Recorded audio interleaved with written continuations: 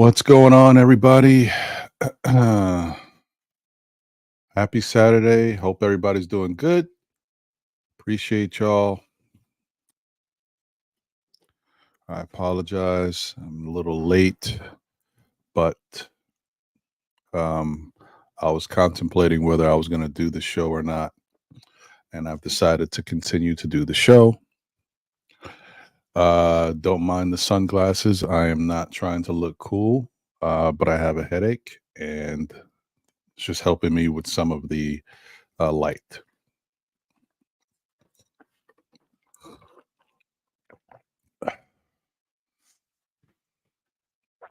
Hopefully everybody's doing okay.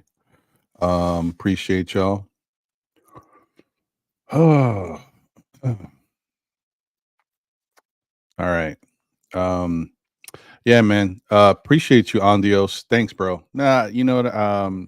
I get migraine headaches sometimes, and they kind of they happen like I guess they call them cluster headaches because I get them over a period of days.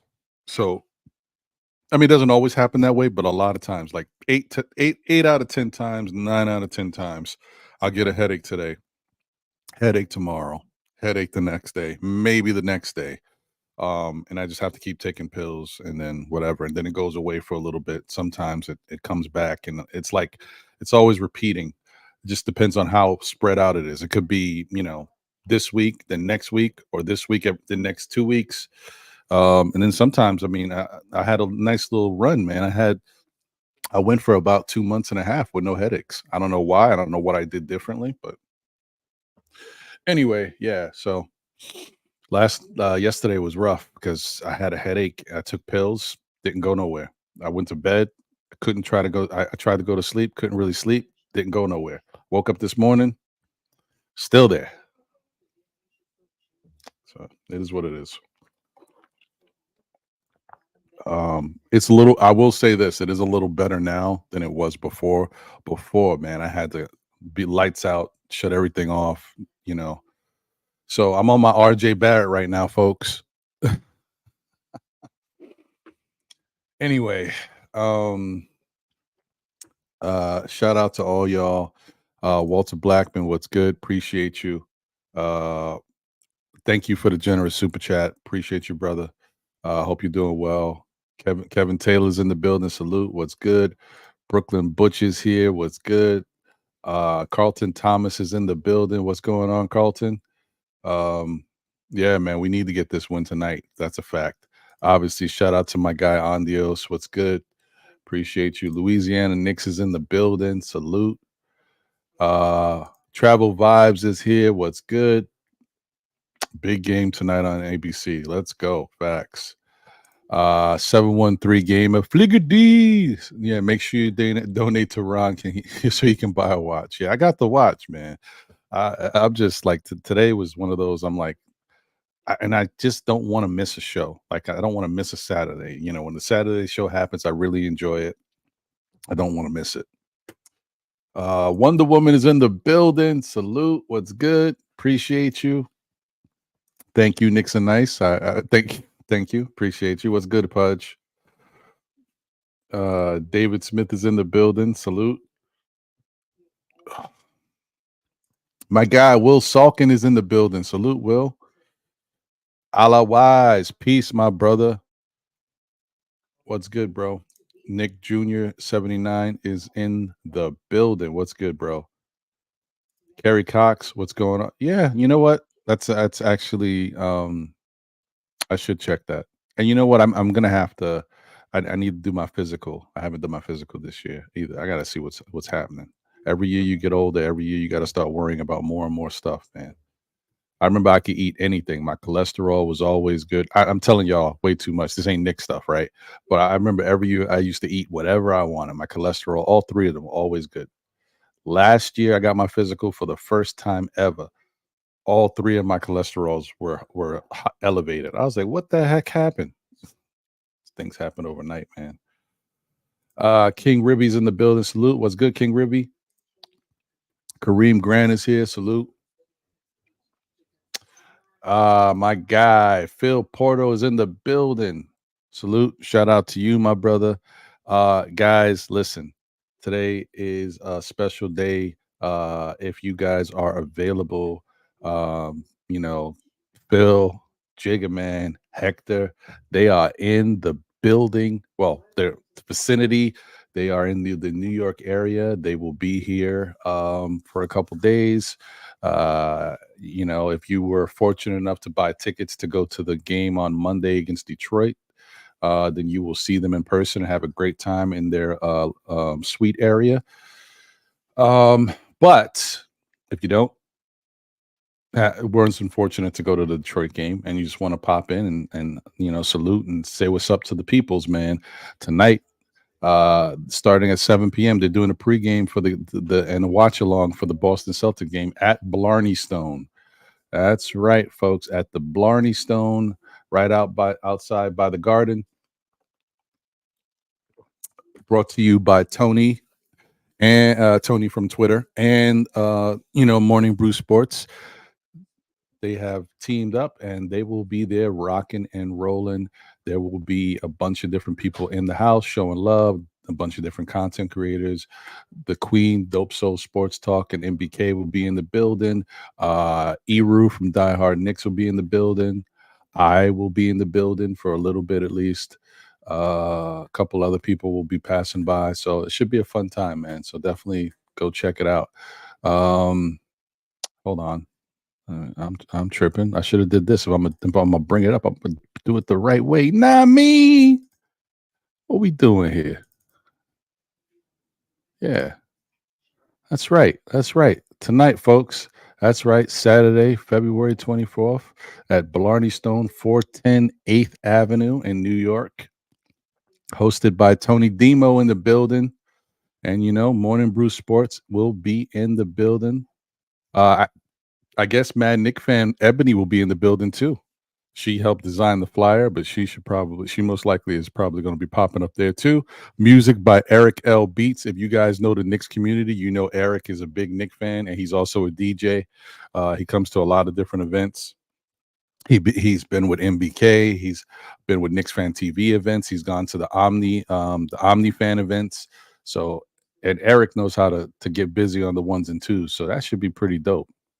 Really dope. Great idea by Tony. Shout out to him for doing the damn thing. Yeah,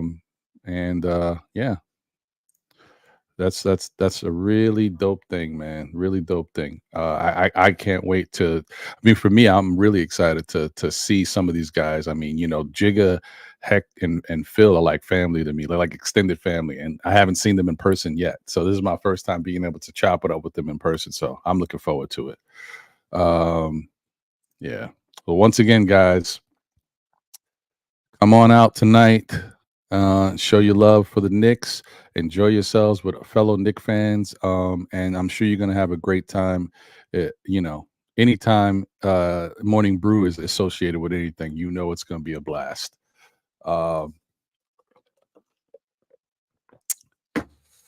right.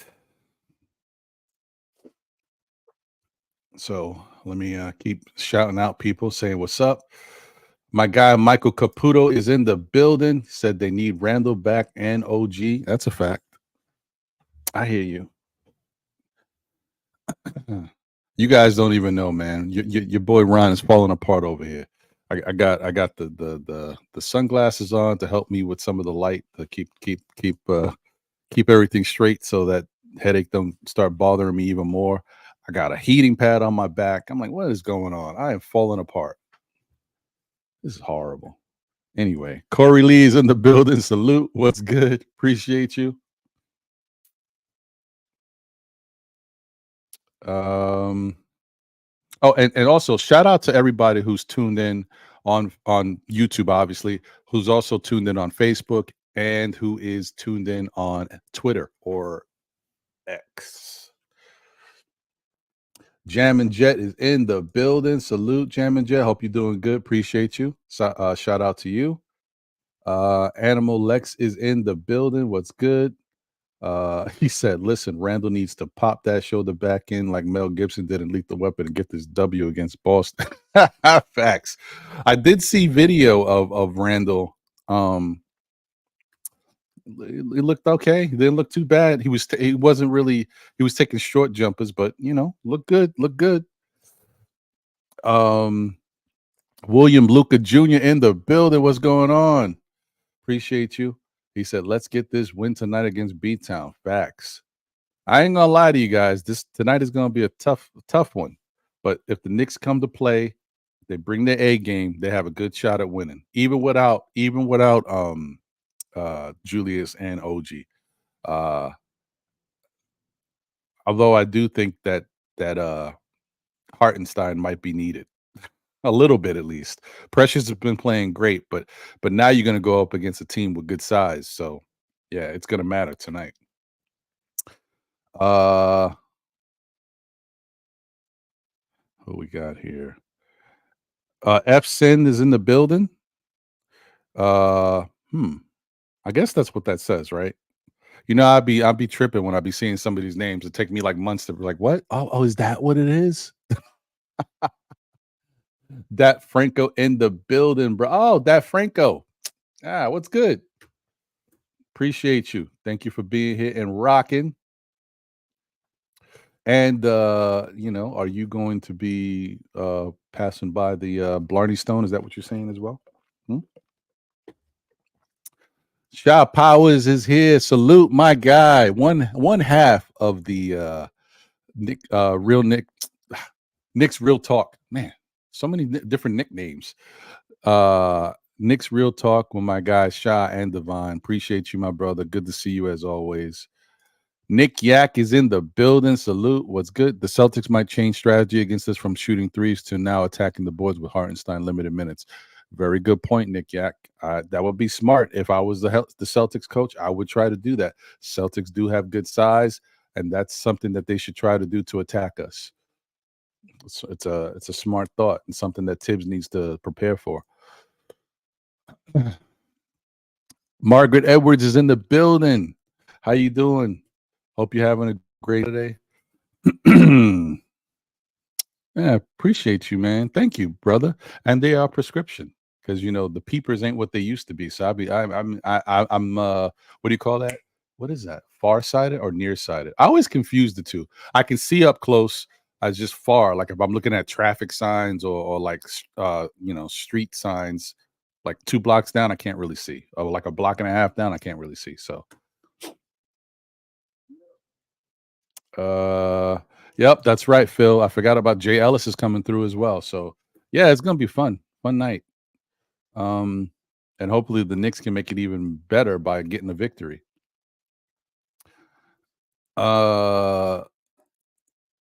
Organic Fanatics is in the building. What's good? Appreciate you. Que lo que, mi gente. Did I say that right? I don't know if I don't let me butcher stuff, man. My fault. I don't remember a lot, man. My wife is from Nicaragua, but she hasn't taught me Spanish like that. I only know un poquito. Huh? Que lo que? I'm working on it. Que lo que? But then I don't know where I'm going after I say that. You know what I mean? All I know is the slang stuff that I used to hear as a kid from all my Puerto Rican peoples, my Dominican peoples. You know what I mean? Que la vaina, tigre. That's all I remember. You know what I mean? Anyway, appreciate you, my brother. Shout out to you, guys. Please tune in and support the Organic Fanatics show. Like I've told you guys many times, really good show, fun times, guys. It's a fun time listening to them talk Knicks. Believe me. Also, continue to support Morning Brew Sports and continue to support Knicks Real Talk. Thank you guys for rocking and being here. Shout out to the Art Man, formerly known as Steve. Thank you, my brother. I appreciate you. Feel better, my brother. My wife just made me get a physical, so I know you're talking about now for some Knicks. These stretch of games are key. I just want to see fight. I'm praying Randall and OG watching film on the current team so they come back and ball. 100%, bro. And thank you so much for the generous super chat, my brother. You know what I mean? Like I appreciate you so much, man. You always bless me. and it doesn't go unwarranted. I really thank you for everything you've done to support the show. Um, See Phil, Jigga, heck, this is my CT Pittman. He's been incredible for me, man. I thank you so much, Art, man. No, seriously though, you know what I mean? Because people think sometimes when comes to stuff like this, you gets a little loose. Like I really appreciate it and respect it, man. Because listen, not everybody got it. You know what I mean? And if you feel comfortable enough to do that, I definitely appreciate you, brother. Because I know that it ain't easy for a lot of people. Um, I'll be wanting to support my fellow shows, but you know what I mean. The way my bank account is connected, nah, I seriously, it's just, it's just tough. But it is what it is, man. But once again, thank you. All right, I'm babbling. I'm done. I'm sorry. Let me see here. Eddie F is in the building. Yes, appreciate you, man. Thank you for being here and rocking. Walter White is in the building. Can the Knicks cover 7 tonight? I like the under. Hmm. That's a possibility. It's a possibility. Sherwin is in the building. What's up, Sherwin? How you been, brother? Hope you're doing well. Michael Dollar is in the building. Michael Dollar, I think this is my first time seeing your name. So if this is your first time being here, appreciate you. Thank you for tuning in. Hopefully you like the show. Hit that like button, and if you enjoy the content, please subscribe. We'd love to have you back as part of the SKF Army. We out here, man. We out here. Hey, my guy, White Falcon. White Falcon be busy, man. He be making special guest appearances. I appreciate you. What's going on, brother? Drip Moore is in the building, y'all. That's right. The preferred barber of still Knicks fans and the Knicks community is in the building. Let's go. That's right, man. My guy Drip Moore is in the building. Another one. Another one. Mm-hmm. Let me see where we at. Drip Moore. So what's up to Hey, Glamour Knicks is in the building. Salute. What's good? I hope you're doing well.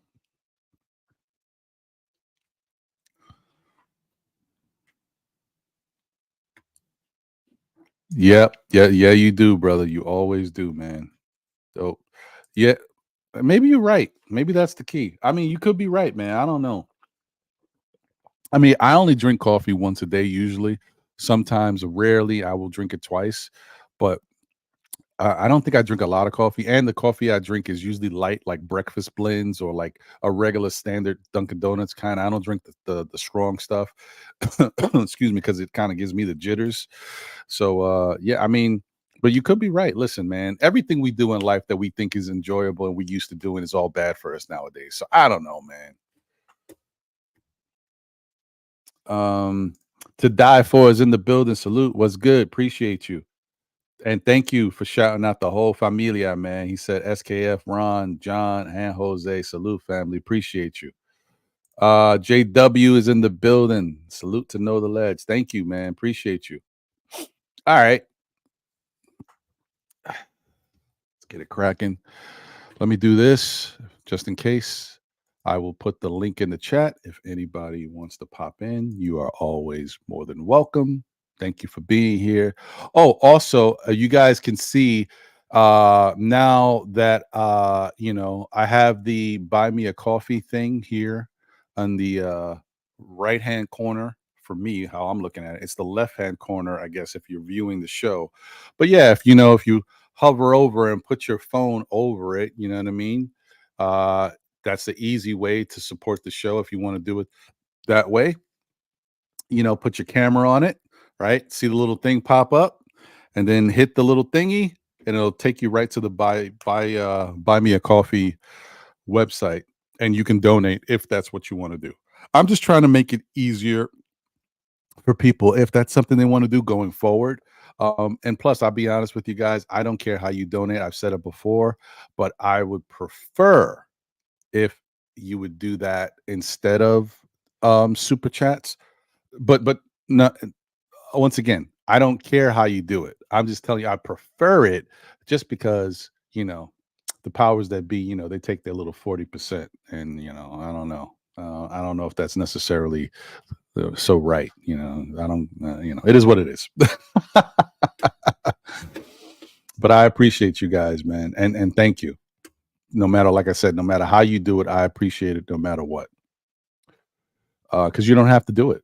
I mean, people got a lot of things that they got going on with their life, and they could use their money however they want to. So, like I said, I do not care. I just appreciate the love and the support. This is just the fact that you guys come out every Saturday and look at the show and be here rocking with me is part of the reason why I'm doing the show.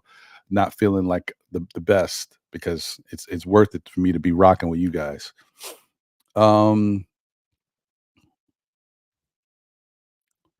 Shout out to my guy Soulfinger12 in the building. Salute, Soulfinger. What's good? Appreciate you, my brother. Hope you're doing well. Dwayne Dennis is here. What's good, Dwayne? Hey, bless up youth is in the building. Mr. Stafford Don. What's going on, my brother? Appreciate you. Did I say what's up to Michael? I know I said what's up to Michael Dollar. I don't know if I said what's up to Michael Douglas. Appreciate you, Michael. Thank you. Appreciate you. Thank you for being here. Two Knicks Chicks is in the building. Guys, if y'all haven't checked out Two Knicks Chicks yet, as my guy Hector would say, what are you doing? Man, please go show them some love, man.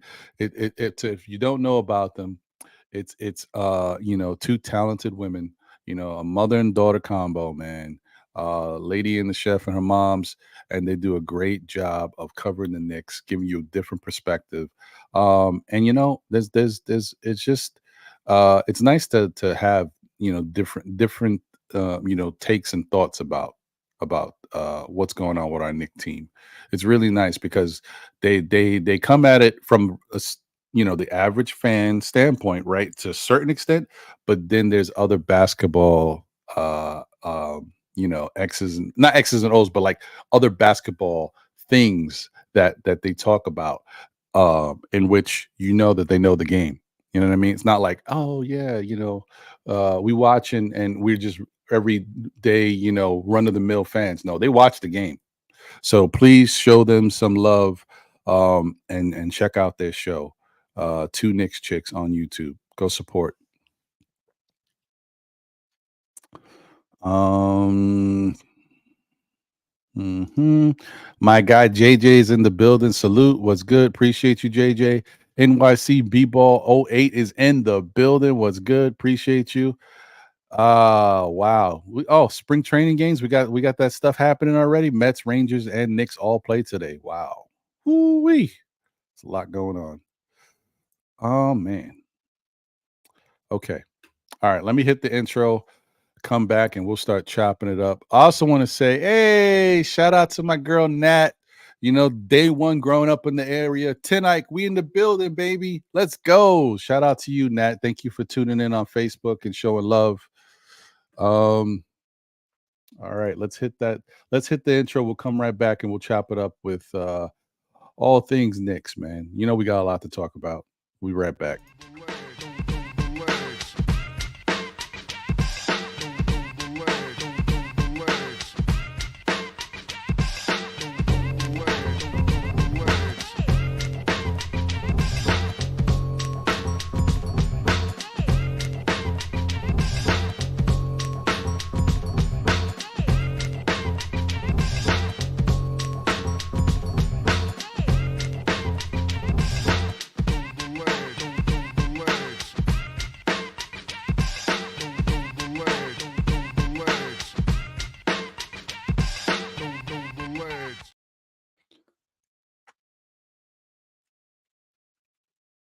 Oh, can't keep a good man down. I don't care, Wiz. I know you're not here right now, but if you was here, I'm dancing no matter what. My back hurt. I don't care.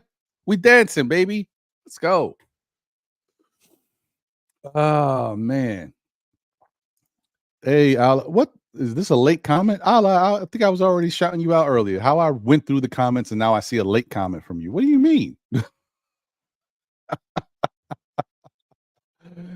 What's going on, brother? I mean, listen, yeah, I mean, 15 minutes, I'm trying. Yeah, I'm telling you, man. You know, I'm breaking down out here, man. I'm trying. It's tough, man. Sometimes you just got to take a break, but I'm not taking a break. I'm here rocking and rolling. You know what I mean? No days off. But if I do have to take a day off, you guys have to understand. But right now, I thought I could make the show and do it, so I'm here. Um. Uh. Where is it? Oh, Big Lou is in the building. He said, "Good afternoon, Ron and Knicks family. I was reading a column that Tim Legler wrote that Tibbs needs to give more minutes to Precious when Julius Randle returns. Tibbs has the team now. Use it correctly." Yeah, well, I mean, maybe that's the case. Maybe that's what he needs to do. We gotta see. Tibbs is gonna Tibbs. You know what I mean? Tibbs is gonna Tibbs. That's what he's gonna do. So no matter what, if Tim Legler says it or whoever else says it, Tibbs is gonna be Tibbs. So we'll we'll see what happens. But I definitely think Precious has earned a lot of respect from that Knick organization. I think the Knick fans have finally, once again, the Knick fans have gone crazy. You know how impatient we are.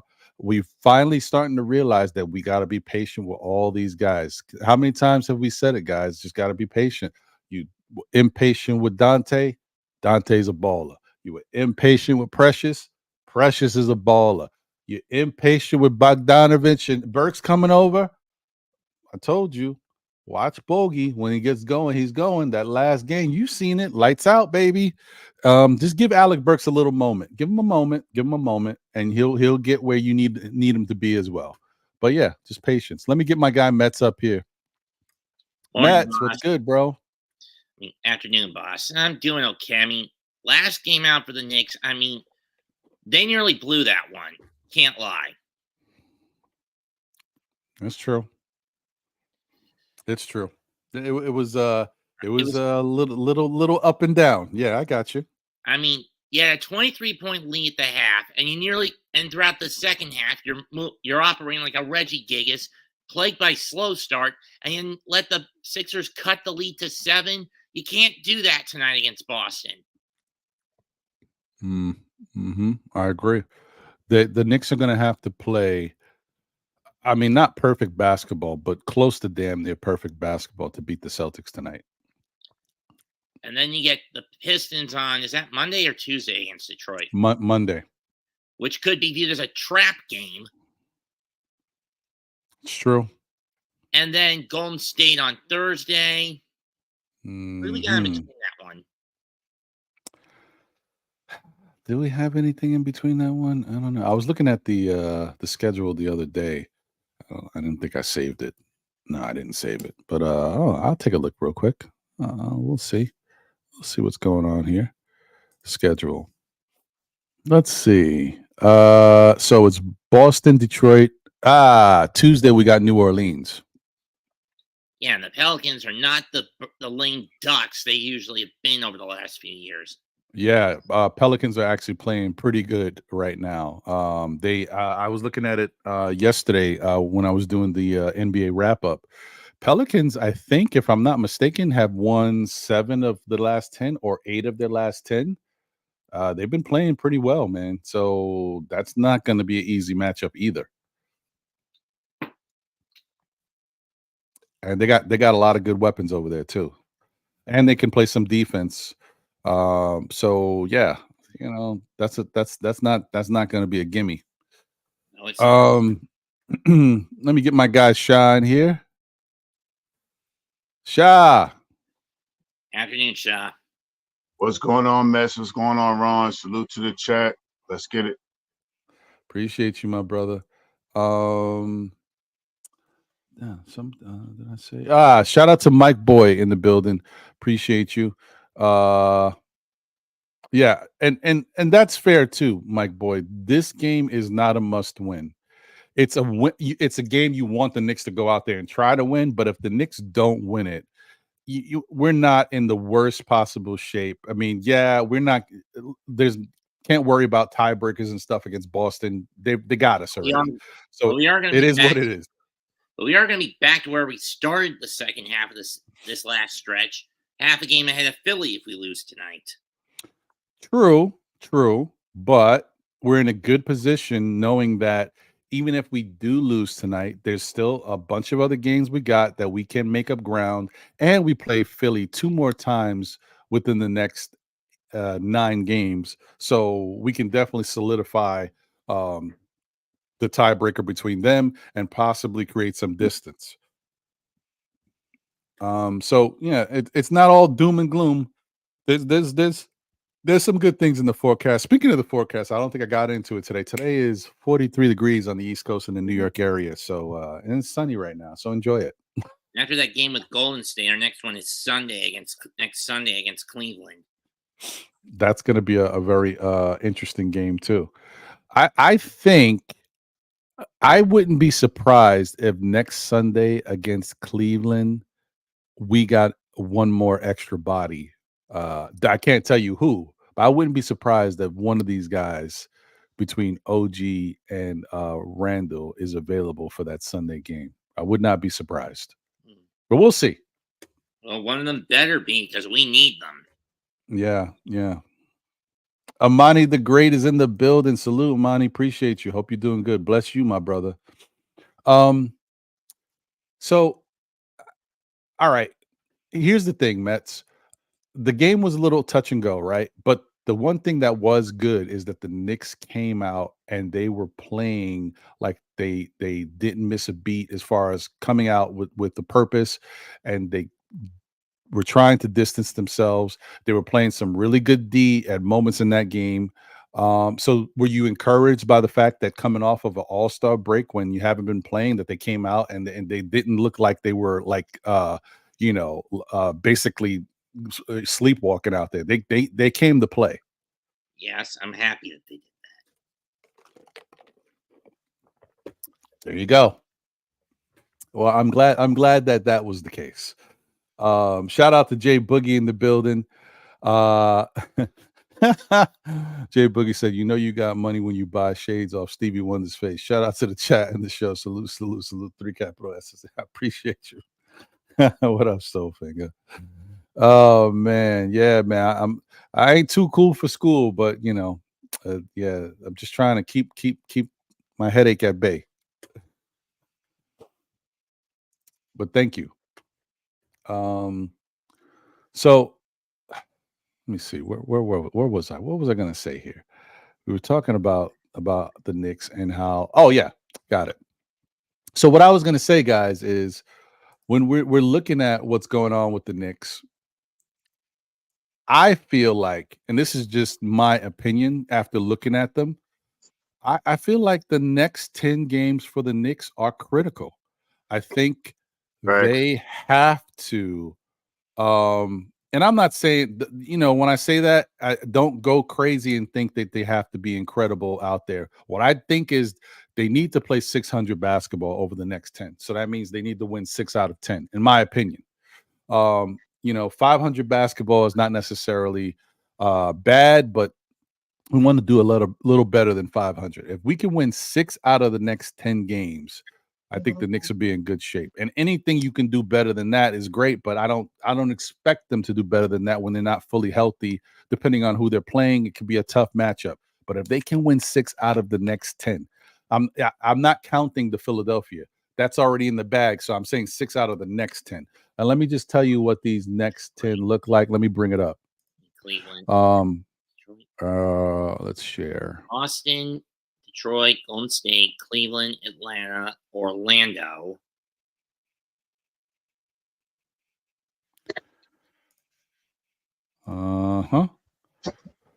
Philadelphia again. What the hell? There we go. Oh, I forgot the New Orleans game. So it's Boston, Philadelphia, New Orleans, Golden State. 1, 2, Cleveland, 1, 2, 3, 4. So the next 10 stops at Portland, guys. So don't go past that point. Let's worry about the next 10. Portland is the last one on that and the next 10, right? So Boston, Detroit, New Orleans, Golden State, Cleveland, Atlanta, Orlando, Philly twice, and then Portland. Now, automatically, when I look at this, I can already tell you the Knicks should not, that is a guarantee here, folks. The Knicks should beat Detroit. They should beat Portland, and they should be able to handle Atlanta. That's what should happen, right? And so that would be 3 wins if I'm thinking that way. And I said the Knicks need to win 6 out of 10. So that means you just got to get 3 more from somewhere else. Now, Boston is going to be tough. So I'm not going to count Boston as a win. If they win tonight, I'm happy, but it's going to be tough. So listen, I'm not a Knick hater. I'm a Knick realist. So if they win, great. Golden State, you could consider a coin toss with how bad the Warriors have been this year. Correct. Golden State is, but listen, another thing, looking at, once again, yesterday when I was doing the NBA wrap up, Golden State has been hot. They've been playing pretty well lately. So that's a tough one too. Coin toss.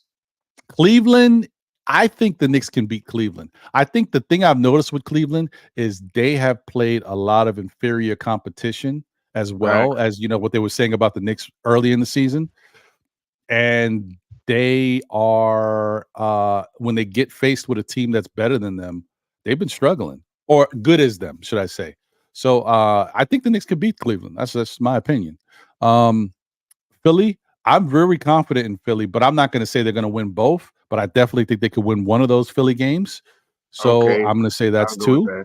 All right. And then this is the one that I think needs to happen, not only just for the fact that we need to get those 6 wins out of these 10, but I think for mentally, for the psyche, the Knicks need to beat Orlando. Yeah. All right. Because Orlando's out here thinking they got us. And I'm telling you, the Knicks owe them one, especially the way they was dancing and acting all happy when they was playing us and trying. And Banchero was sending the fans home, knowing we was missing 4 or 5 guys. That was crazy. So the Knicks need to give Orlando a wake up call and teach them a lesson when they play them. So I would think those are the 6 games that the Knicks could win. If anything else other than that happens, I'll be happy. If they shock me and beat Boston, that'll be fantastic. If they beat New Orleans, that'll be great too. But I'm just saying the problem with New Orleans is they're playing really well. They have good defense. They got some young legs over there. They run up and down the court. It may be tough for the Knicks. So we'll see. What you think, Sha? I'm with you on that. And I believe by the Atlanta game, Oakland game, Miami or the Magic's game, I think we'll have Julius Randle back at least. And I think by the Philly game, I think we'll have OG back by then too. I think by those games, and in that Portland game, you may see Mitchell Robinson sitting on the bench. Maybe not dressed up to get on the field, but you may see him sitting on the bench. I think that one is a home game too. So I think you may see him looking like he's ready to come back. And I think with some of those games, because you look at the 10th and the 14th, I'm projecting. And that's me being with the Knicks fandom and stuff, but I'm projecting that we're gonna have Randall hopefully back by March 1st. So he could play that 3rd game. I think we got a 3rd. Yeah. So I think he'll be back by that game of the 3rd with Cleveland. I think that's the game you see him back. And I think the game that you may see OG back is a game against Orlando. And 2 big games with these guys really haven't played no basketball, to see if we could work them into the lineup again, run out some of the rust on them against these good teams that we may have to see down the line. I think those are the 2 games that they come back, and Mitch should be back by the time we get to see Golden State again. I think the 18th. So I think in these next 10 games, I think 6-4, but I think I got a different. I think the Knicks are going to come out tonight and try to win the basketball game. Like you said, if they lose tonight, okay. But I think I haven't seen the Knicks give up all year. Even when they're getting beat up, I don't see them giving up. So I don't see them giving up tonight. Right. Yeah. I'm with you on that. I'd say 5-5 at worst, 7-3 at best with this group. Bet I'm with that, Mets. Because that's where I was thinking 7-3. I just didn't want to sound like a homer, really. Because I think we can get Boston tonight. I don't know if we can beat Oklahoma City with what we got. Maybe we get OG back within the next week or 2 at most, because we're not getting Randall back until he decides to go through surgery or not. And that would mean he's held out until next season. He ain't getting no surgery. He was already shooting in the gym, them short jump shots. He ain't getting no surgery. Yeah, if he gets it, it'll be in the off season. It won't be off now. season, most definitely. Yeah, and then the recovery break is going to be a nightmare, especially when that's Mets. I swear, this is one of the reasons why I see a lot of people want them to rest, and I understand that so they could be stronger. But we got to get them out there and get the rust off. And I mean, if we get them back at the end of the month, closer to April, they're not going to be ready for the playoffs.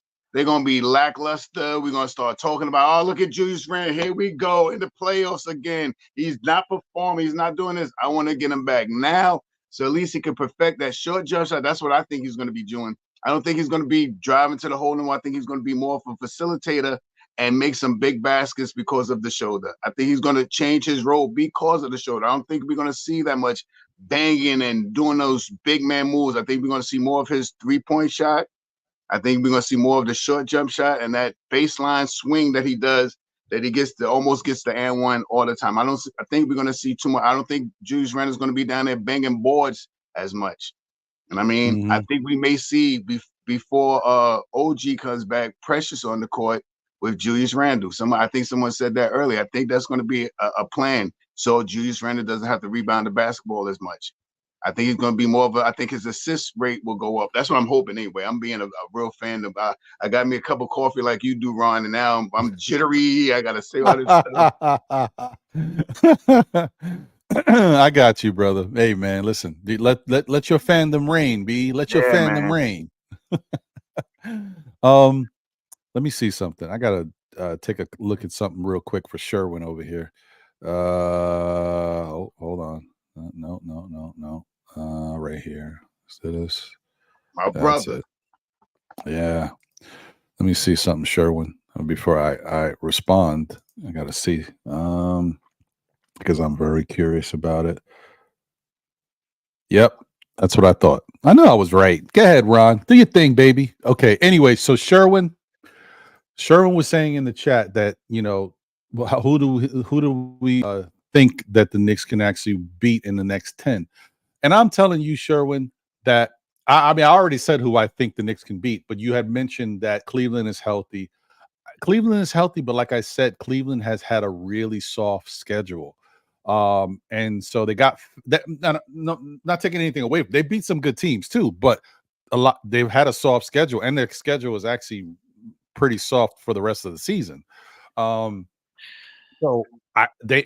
we match up well against Cleveland, even with a small team that we had last year when we didn't have a lot of height, and we're better positioned to deal with them now. And they're not used to this 3-point shooting Knicks team. We played them once. All right. We play 4 times a year. They're not used to what we're doing when we're working. We played them twice, Ron, and we split those games. Twice? Really? Go up. Huh. Hold on. Let me check. Because I felt like we only played them once. Hold on. Let me see. It was real early in the season. It was twice. You might be right, my brother. Hold on. Yeah, we played them twice. We won one and lost one. Sheesh. Some people, it's funny, bro. I don't know because it's different this year. Some people thought we didn't play them at all this year. That's how quiet it's been when we played Cleveland. I thought we only played them once. It was twice. Yeah, real early in the year. And right, we played them back to back. That was funky. Right, real early in the year. Yeah, we played them early. That's right. They got us that one time. Yeah, we beat them the first game, we beat them the next then we time. lost the second, I think. Yeah, I think. No. We lost the first. We won the second. Oh, we lost and won the second. Okay, I know. And then the funny thing is, even in that game where we won the second, let me just double check here. It was the first game we won between us.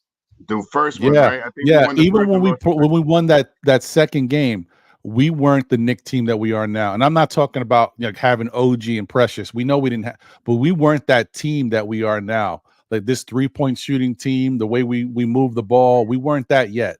And Robinson was still in the lineup too. Right, Robinson was still starting. You know what I mean? Hartenstein wasn't really doing what he's doing now. So I expect us to be different.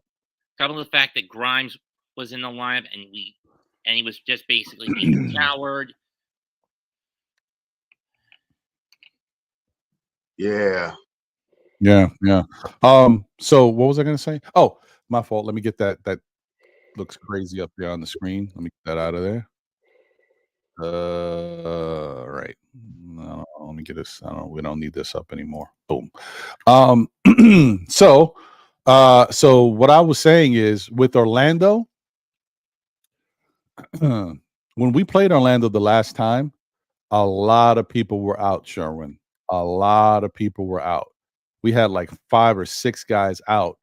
Yeah. And Bogey. and our strength, you guys know the Knicks' strength is the ability to play defense, but most importantly, it's to rebound. Orlando had 34 rebounds in that game. The Knicks had 34 rebounds in that game. We couldn't even out rebound them. So I do not think that the next time we play Orlando, it's going to be the same thing. I think we'll be in a much better position to deal with them. We'll have better height out there, and they won't be doing what they think they did last time to us. So, yeah, I definitely think that the Knicks can beat Orlando the next time we face them. Well, when you consider that Orlando has got youth, it's got height, it's got depth, it's going to be a tough one. Oh, it's always going to be tough because they just match up well with us. But that doesn't mean we can't beat them. Because remember, we haven't played them with our new look squad yet. And I'm not talking about with just Burks and Bogey. I'm talking we haven't really played them with OG. We haven't on MLK Day. And we lost that one. Or DiVincenzo starting.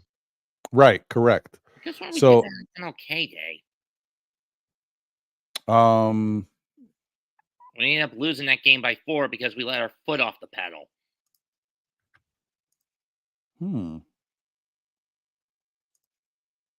Check something here. Let me see. Maybe listen. Mets be right, man. Mets be on it. Let me see. Mets could be. He could be right.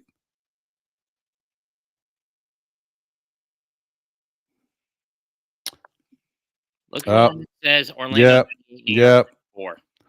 Mets is right. That was the game that we went out there and this was the game that yeah, you're right. Yeah, see the memory, man. You are correct, Mets. This was the game where we didn't take them. I don't want to say we didn't take them seriously. We didn't keep our foot on the gas when we were playing this team. Let me see. Let me see something. I have the same problem with the Islanders in hockey. When they get a big lead, they take their blade off the throat. You guys saw the Stadium Series matchup last week, right? I seen some. I watch a little hockey now. I don't like the Islanders too much, though. They all right. Just saying, you guys watched the game, didn't you? The All-Star game for them, right? Stadium Series game. Yeah. I watched a little. What happened? They took their blades off the throat of the Rangers, and it bit them in the ass. Yeah. Look at that. I mean, if you look at that game, all 3 quarters, the Knicks were right there and had a lead against Orlando. Orlando outscored us 25-16 in the 4th quarter, and they won by 4 points. I mean, they beat us by 8 in the 4th quarter, and the difference was 4 points. Yeah, you can't do that and win games like that against a team like Orlando or any team that's good. It's what we nearly did against Philly on Thursday. Almost. Yeah, that was bad. Yeah, that's unfortunate. I forgot about that. That was unfortunate. Yep. Good point, Mets. Good point. Appreciate you. That's why I check, man. If I'm not always right, but I will check if I'm wrong. And if I am right, I'll go prove it. Appreciate you, brother. Shout out Knicks Real Talk, my guy Divine in the building. Salute. What's good? Appreciate you, my brother. Cam from the Kickback is in the building. Salute. What's good, Cam? Appreciate you, bro. Hope you're doing well. Jigga Man Porto is in the building. What it do, fam? What's good? Jigga is are you in the New York air somewhere, Jigga? Huh? Somewhere out there in the New York air? Appreciate you, bro.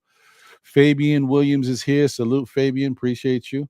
Hope you're doing well. Wiz BKLA is in the building. He's calling a close game with the strong possibility of a Knicks W. That's in your forecast tonight. I like it. Hit those likes. That's right. Listen to my man. Guys, if y'all don't know what the like button looks like, it looks a little something like this. If I can find it.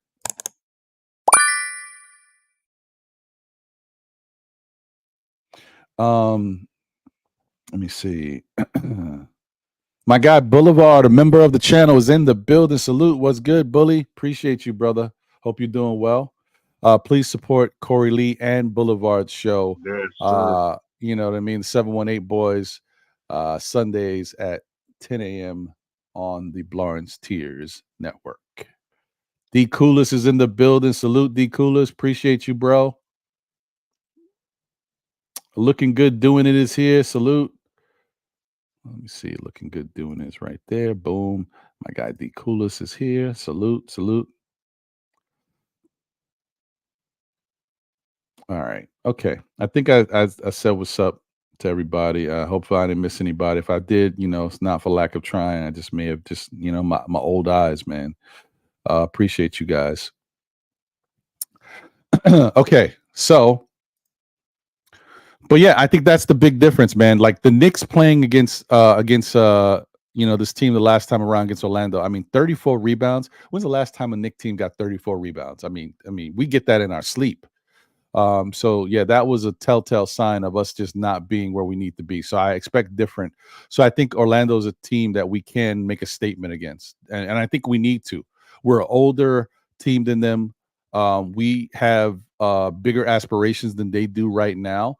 I think we need to go out and show Orlando that we're a better team than them, and really put the screws to them. I mean, if there's a blowout against a team, that's the team I'm circling. Like, let's blow Orlando out. Teach those young men a lesson. But that's just me, because they always give us trouble. We need to start making statements against those type of teams. My brother, my other half on here, John, what's good? Still Knicks fans is in the building. He says salute to the chat.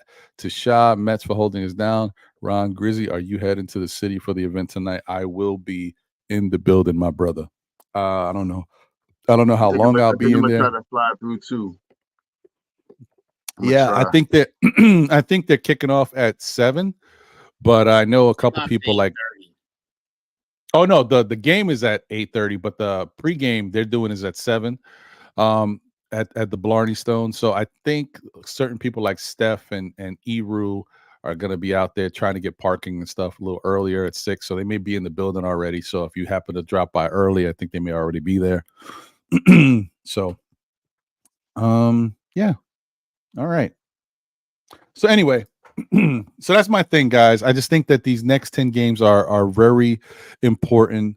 When you look at the schedule, there's just not a lot of games left, guys. Like the season, you know, they call it the halfway point, but it really isn't the halfway point. It's past the halfway point. You know what I mean? So yeah, they wanted to be a halfway point.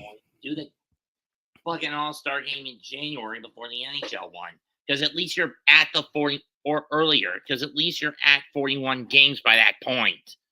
Saying you're at the quote-unquote halfway point when you're 50 plus in does not make sense.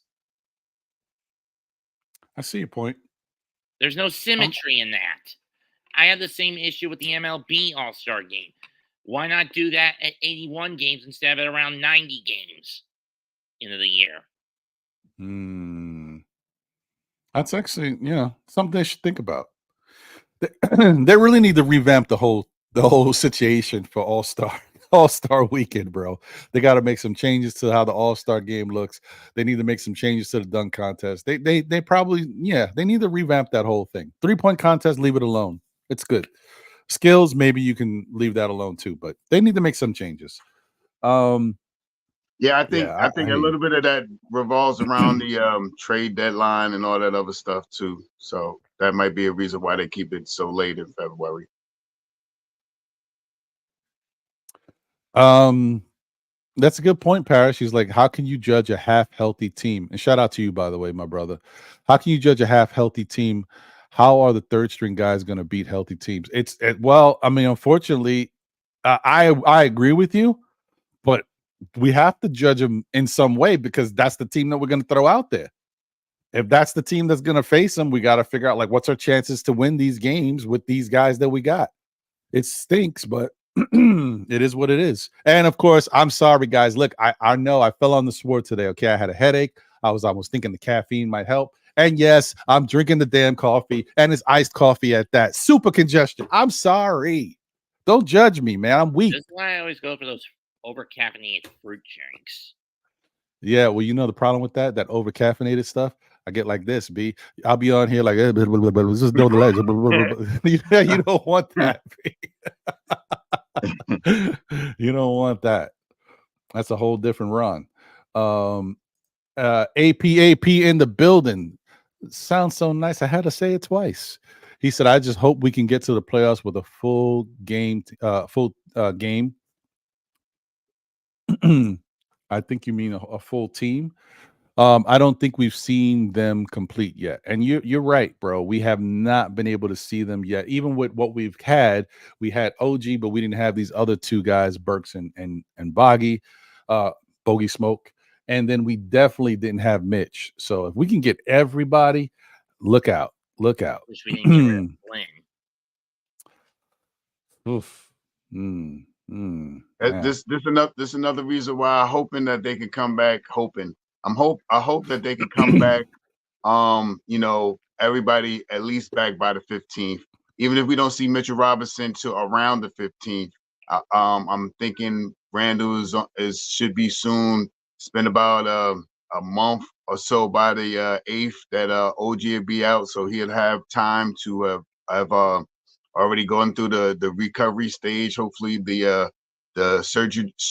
surgical wounds will be closed up now, more like a scab or something like that, where he could throw some of that K tape on himself and stretch the thing out, and you know what I mean, and hopefully Mitch will start running next week and you know start really doing some calisthenics, because from what I heard, you know, I'm no analyst or nothing like that, but from what I heard, he's only been doing lifting in the pool, stuff like that, and you know, I mean, he's gonna definitely need to get his cardio going with running some running some miles. So you know, that's why I'm giving Mitch, hopefully we'll hear something coming up this week, next week, that he's starting to run, and his first mile will be, I don't know, 20 minutes, but by the time he gets to the 15th, maybe he's closer to 9 minutes, however quick you can run a mile. I don't know. Yeah. I hear you. And listen, guys, y'all in for a treat. It doesn't always happen, but when it does, it's special. I got a whole show in the building, folks. That's right. Let me look at this. Look at this. Knicks Real Talk is in the building. Shy and Divine. What's good, my brothers? What's good, John? Hey, the conversation was so good. I had to get in here for a minute. I'm trying to man. Appreciate tonight, you. But I had to get in though. Shy Power. Nah, that's cool, man. What's going appreciate on? You, my brother. Doing, I am chilling. Good. One.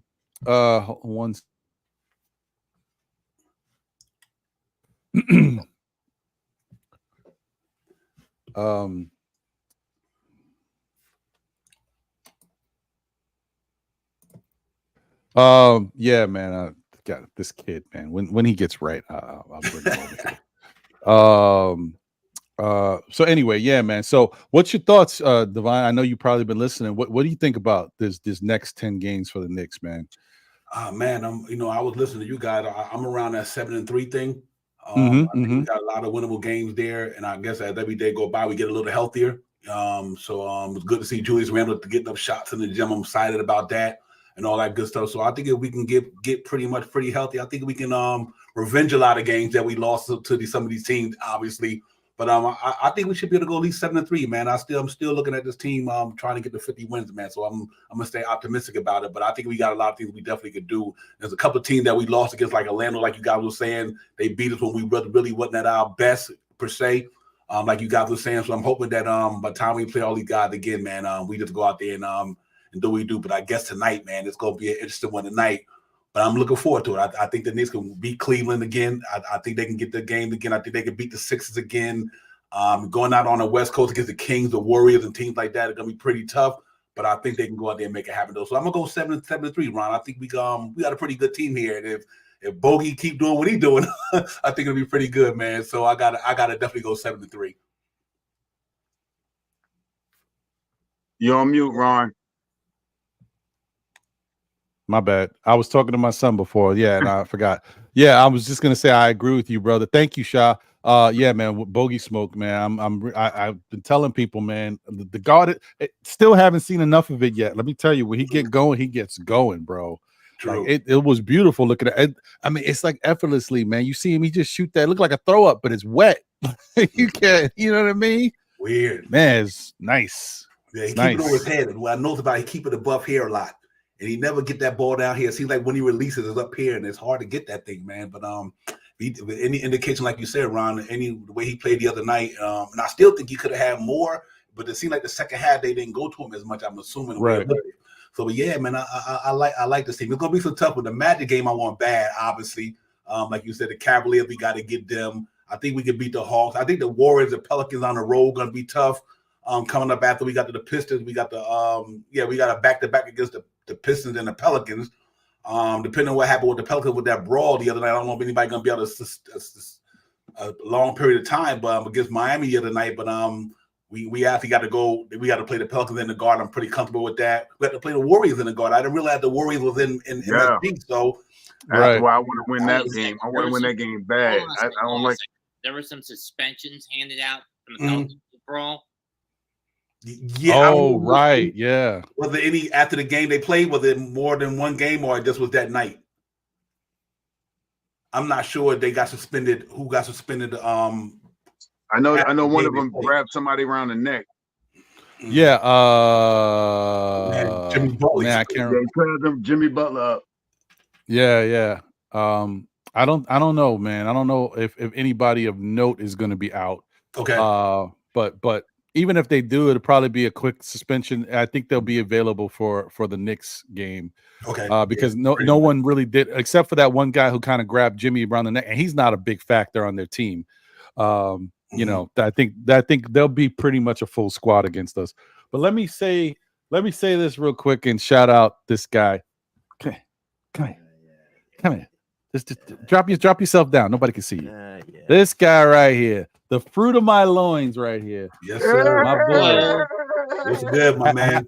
Happy birthday to my son, 21 years old today. My guy. Happy birthday. Yeah. All right.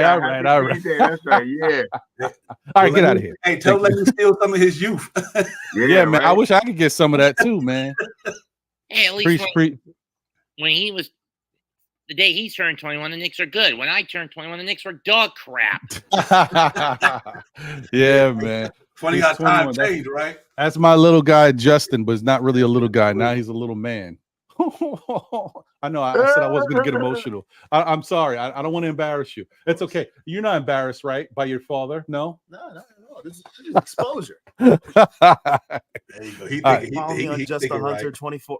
Okay, yeah, get out of here. Anyway, yeah, man. Shout out to that dude. That guy right there, man. It's unbelievable. 21 years ago, I did that. Yeah, I can't tell you. You don't even know where you was, man. Anyway, all right.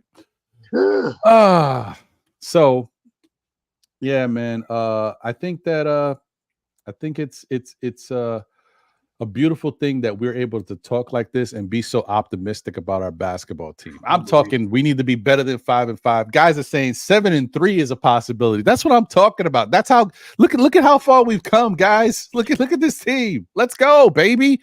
All we need is health. We got health. Health means everything to this team.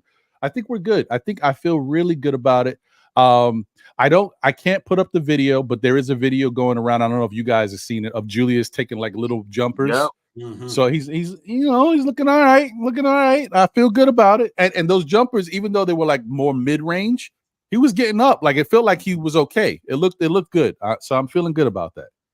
Yeah, we'll see, man. I give him 2 weeks. Yeah. I see. I think you might be about right, man. And thank you guys. Thank everybody. Georgie Ortiz is in the building. Happy birthday. Thank you. Appreciate the love. Anna Grill's in the building. Salute. Appreciate you. I will show him all of that birthday love later when the show's over. Yeah, appreciate y'all, man. Unbelievable. I did one thing right. Yeah, I only got one though. I should have had two. I should have got a girl too, man. That would have been like really up. Okay, whatever. That's it. Anyway. So let's see. I needed to get to this. I wanted to talk about this before. I know some people have already kind of touched on it in the community, but we got a little bit of a situation, guys. We got a little bit of a situation. It's a good problem to have, but nevertheless, it is something we're going to have to deal with. What is it? We got a Precious dilemma. What are we going to do about Precious Achiuwa, guys? This guy has been balling. He has looked great out there, but our guys are going to get healthy. You know how Tom Thibodeau runs his staff. You know how he runs his rotations. There's only so many minutes to go around. You know he's loyal. You know if you go out there and you're playing well. And the chances are that these guys, if OG comes back, he's going to be playing well. That's the good chance. Julius comes back, most likely he'll be playing well. So it's just hard to find minutes for a guy like Precious now, especially the way these guys are playing. If Hartenstein is somewhat healthy. Now, Hartenstein might be the one thing that the Knicks may still try to stagger his minutes a lot and give Precious a little of that extra time. So maybe that helps the dilemma. But I'm like, what do you guys think, man? Divine, I'll start with you. What do you think that we can do with Precious, man? Well, you know what? I'll tell you this: they can't sit him. Right. He earned the right to do what he's doing. It's with the way Mitchell Robinson, to me, the way Mitchell Robinson, the Hartenstein injuries has been kind of lingering. I think he probably won't give them that many minutes. To me, I guess he'll bring them back slowly but surely and let Precious Achiuwa get the bulk of the minutes. Or you can always put him at the 4, move Bogey down a little bit, move Josh Hart down a little bit. I guess between the Alex Burks situation, where to me can determine if Precious Achiuwa can get more men, because they can always slide Josh Hart down to the 2.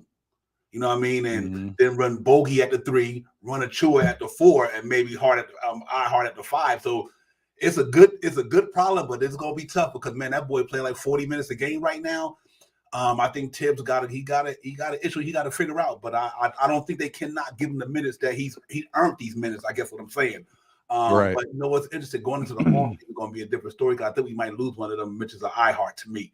I think Precious Achiuwa, they're going to give him a chance to play in New York. I think he's a Tibbs player, but for us right now, somebody going to get some minutes taken from him, and I think because he got to play. I mean, he's a rebounder, he's a defender. I mean, he's what Tibbs need, so I don't have to see where iHeart with the Achilles situation with Mitch.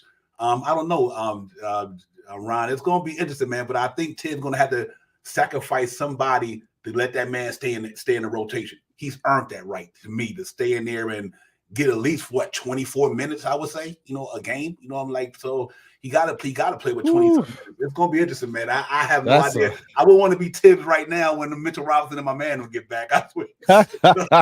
I won't want to be. That is a tough one, man. What you think, Sha? Well, I'm going to say this. I think Precious is going to play the bulk of the minutes right now until Randall gets back.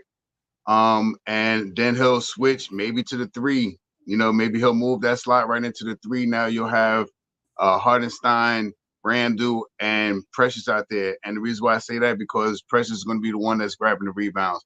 I don't want Julius Randall to do no rebounding, nothing where somebody could come down on your shoulder with an elbow on your shoulder. Stay out of the rebounding realm. Keep shooting that short jump shot. And if you have to go dive to the basket, so be it. But I think Precious will move down to the 2 guard until OG comes back. And once OG comes back, then Precious will be probably regulated to the bench, but he'll still get good minutes because he'll be the backup for Julius Randle. And this is something I'm gonna throw this out here early because I'm jittery, like I said, Ron. I've been drinking this coffee, this pistachio, this thing is the bomb. I believe this is gonna be something that we have to watch out in the off season because, could you imagine just throwing it out there, a lineup of Precious Achiuwa, Mitchell Robinson, and OG Anunoby with Brunson, and I'm gonna throw this name out here. I don't really like throwing names out, and Mitchell and Spider Mitchell. So watch out for that lineup. Julius might, who knows what will happen this offseason. There's all these speculations out there about him changing agencies and blah, blah, blah. He's almost ready for a signing and all that stuff. I'm just throwing it out there early since I'm jittery today. But I think that's how the lineup, I think that's how it's going to break down. I think Precious will still get major minutes until Randall comes back, and then Precious will go over maybe to the 3 until OG comes back, and then he'll be regulated back to the bench, but he'll still be getting about 20-something minutes a game because he'll be subbing in for Randall. We want to keep Randall with get him out there to get that burn out, shake that rust off. You start shooting those short jump shots, just like you did in the beginning of the year when you had the ankle injury, limited minutes. Let Precious come out there and rebound the basketball. He has been pretty much our top rebounder and in these since he's been here. Between him and Ahad, they've been just devouring rebounds. He's up offensive rebounding. He's defensive rebounding. He's playing good basketball. So I think that's how they'll work it out for now. But in that off season, we're still talking about Donovan Mitchell. And I mean, a good strong lineup to back up Brunson and Donovan Mitchell would be Precious Achiuwa, Mitchell Robinson, and OG Anunoby in the backcourt. And he's cheaper than I'm just throwing it out there because I'm jittery. I know. I hear you. You're right. Mets, what you think? You think that the Knicks find a way to incorporate Precious in the minutes? I think they will, but at the moment we know whose minutes are being cut. It's Hartenstein to do that Achilles. I understand Tibbs putting him on a minutes restriction, so we're going to see a lot of Sims again tonight. So Achiuwa's going to be the big bulk. So once again, it's going to be on Achiuwa and Hart to get the bulk of the boards. Sure, Sims did pretty well last time out, but the burden's going to be more on Josh and Precious tonight to get those boards. But they're going up against guys like Jason Tatum, Jaylen Brown, Chris Porzingis. That's going to be a little tricky tonight. Mm-hmm. I agree. You're right about that. We got a couple. So if anyone's getting their minutes cut for the next few games, it's Hartenstein. Yeah. Well, at least for right now. Correct. And I know he's not happy about it. He didn't do anything against Philly, and thus the minutes had to be cut. You don't. Yeah. I mean, I assumed Hartenstein was going to be out for a whole month because this Achilles issue is chronic with him. I have a friend of mine who lived with my family for 2 years, and her Achilles has been acting up, chronically acting up. Yeah, the Achilles are tough, man. Achilles are definitely tough. Let me do this. I got a couple super chats I want to read. I got another super chat from the art man formerly known as Steve. I'm saving it, brother, because I'm gonna bring it up when we get to the next segment. Well, the next question, should I say? But I got you. First off, let me shout out Paris Duggar. He said Tibbs knows Randall is damaged, so it's Precious now. Correct. Thank you for the generous super chat, Parrish, as always. NYC BBall, thank you for the generous super chat. I appreciate you for just donating and showing the love. Boulevard 73, thank you for the generous super chat. He said PA is a good and bad problem. It's a plus for me. I hear you, man. Once again, the Knicks have had they've been very fortunate to have some good problems. You know what I mean? You take them for what they are, man. Sometimes, it is what it is, but they'll find a way. Joel says Tibbs already said Precious will play the 4 when Mitch comes back. Yeah, that's no doubt about it. I mean, Precious is the backup for what we need, but we know he's better at backing up the 4 than the center spot. We've seen that already once he first got here. He's much more comfortable with that 4, and you see he gets busy. So that's why it helps that Knicks fans have seen, when he plays at his normal position, he looks good. So, yeah, man, we rocking like that with him there. Anna Grill said something that is very interesting too, and that might help Precious to secure some more minutes going forward, or at least in crucial moments, depending on the matchup and who we're playing. I think I went up too far. I'll backtrack. Hold on, Anna Grill, I got you. You just said it. If Julius can't play bully ball, will he be effective? So going back to that, that's a question about him. Can he be effective if he's not playing bully ball? I think so, because you guys remember a couple years ago, he was not playing bully ball that much, and he was effective. That was the year that he was averaging around 26, 27 points per game. He was shooting the ball great. Now, he needs to be able to shoot the ball good in order to be effective that way, but he has the ability to do it, right? But if he's not doing it, and if we're playing teams that we need to be a little bit more physical, that's where Tibbs can kind of point to the bench and say, all right, Precious, I got to get you some minutes in there. We need to switch things up. Hopefully Julius is okay with it. Hopefully he understands that, look, we need a little bit more physical right now, and we don't want you getting hurt. We need you. So hopefully Julius is on board. The other thing is, too, I'm a little worried about with Julius is not just about the bully ball and going in the paint and doing this thing offensively. I'm also a little concerned rebounding. Yeah, another reason why Julius gets the rebounds is that he uses his physicality to get the rebounds, and like I don't know how that's going to work. So we gotta see how it all plays out, man. Hey Ron, did he come down on his shooting? Did he injure his shooting shoulder, or was it off shoulder? The opposite. It's the off shoulder. The off shoulder. That's a blessing. That is a good thing. Yeah. And then you know why it's also a good thing? Because with Julius, when he comes into the lane, when he goes in, he comes in with the shooting shoulder. Mm-hmm. So he falls in like that and backs up like this. So it still is a good thing for him. Whereas someone else might, the point of emphasis, the way you're coming in might be different. If you're a righty going in with your left, then falling away with the right, that's different. Mm-hmm. But yeah, so yeah, that's that. We're fortunate about that at least. I wanted to also say that, how do you guys feel about the fact that, shout out to D Block is in the building. Salute, what's good? Appreciate you.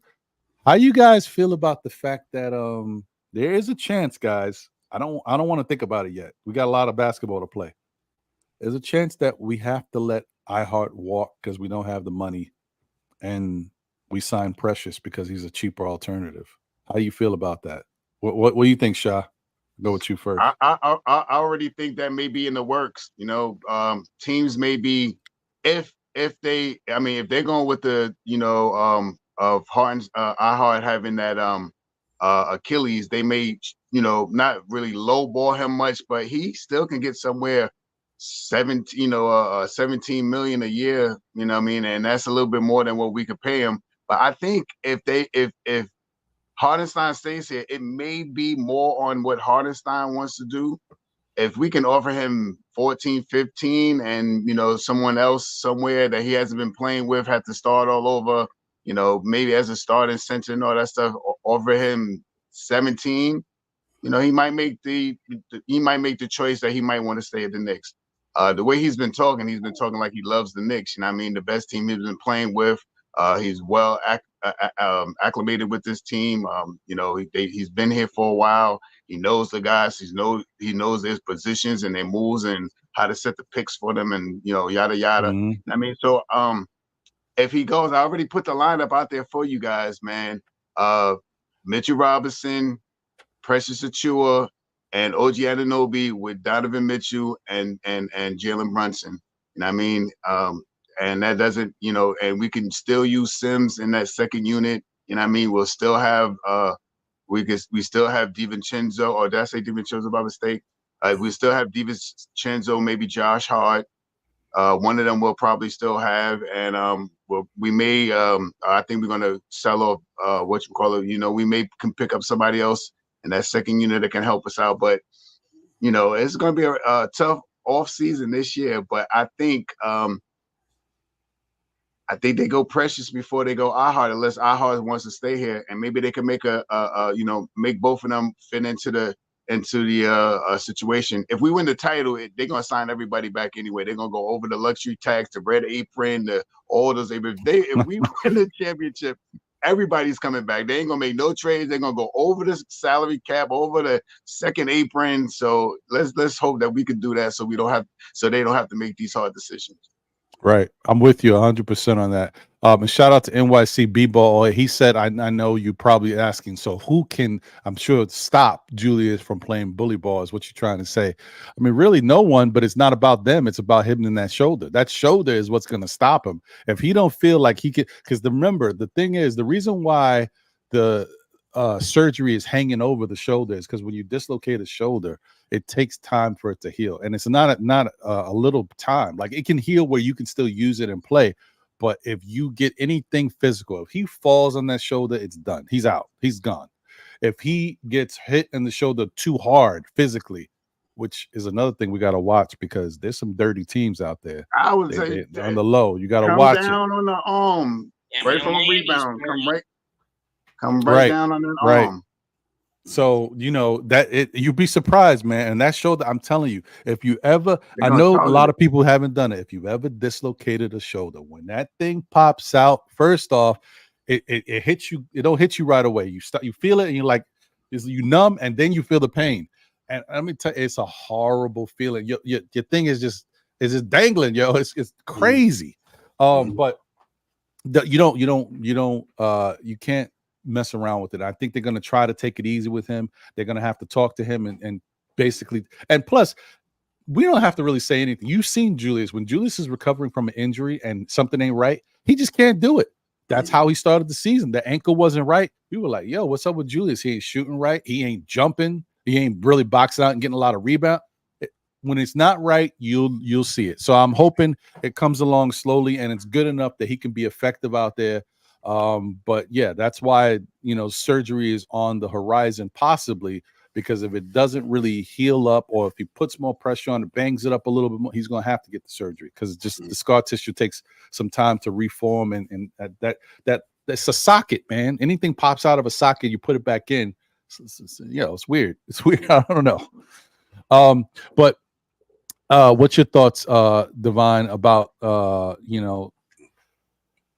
think I mean, Sherman made a good point. Now, if that you sign and trade him, because you don't want to lose him. But I do think, to me, I think the accountability is availability. I don't know if the Knicks want to give that guy that money, if that Achilles gonna be, if he's gonna be playing like Mitchell Robinson 60 games a year. I think it's a business. I think it's a business. I understand the player, but it's about the name on the front of the thing, like we always say. I don't see the Knicks keeping Ihart, because that injury might be a lingering problem for them. And you already got Mitchell Robinson with the 59 games last year. Maybe he might be less than that this year. So to believe it or not, if the right deal come by for another big, I think the Knicks might let him go, because I just think it's just the nature of the business, I guess I would say. I just don't know if they're going to keep Ihart. If Achilles is a tough thing to deal with on a whole 82-game year, I'm quite sure next year he's going to miss some more games. I don't think you can get around Achilles injury if it's lingering and it's kind of bothering you game in and game out. And I don't see him being here next year. Like I said, I would like to see him do what Sherman said, do a sign and trade. But if they don't, between him and Mitchell Robinson, I'll put it like this here: one of them going to go. I'll put it like that. I don't know which one it is, but I don't think they're going to keep both of them, because these cats is missing games, man. I mean, and I don't care how much money Jim Dolan got.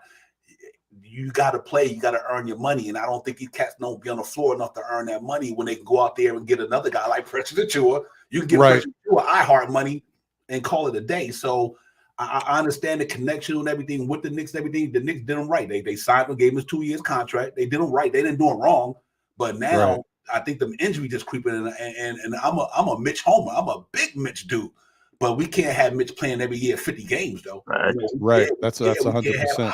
Playing 60 games. We need cats who can go 65, 72. So I'm concerned about the injury, not the skill set. And he's a damn good player for us.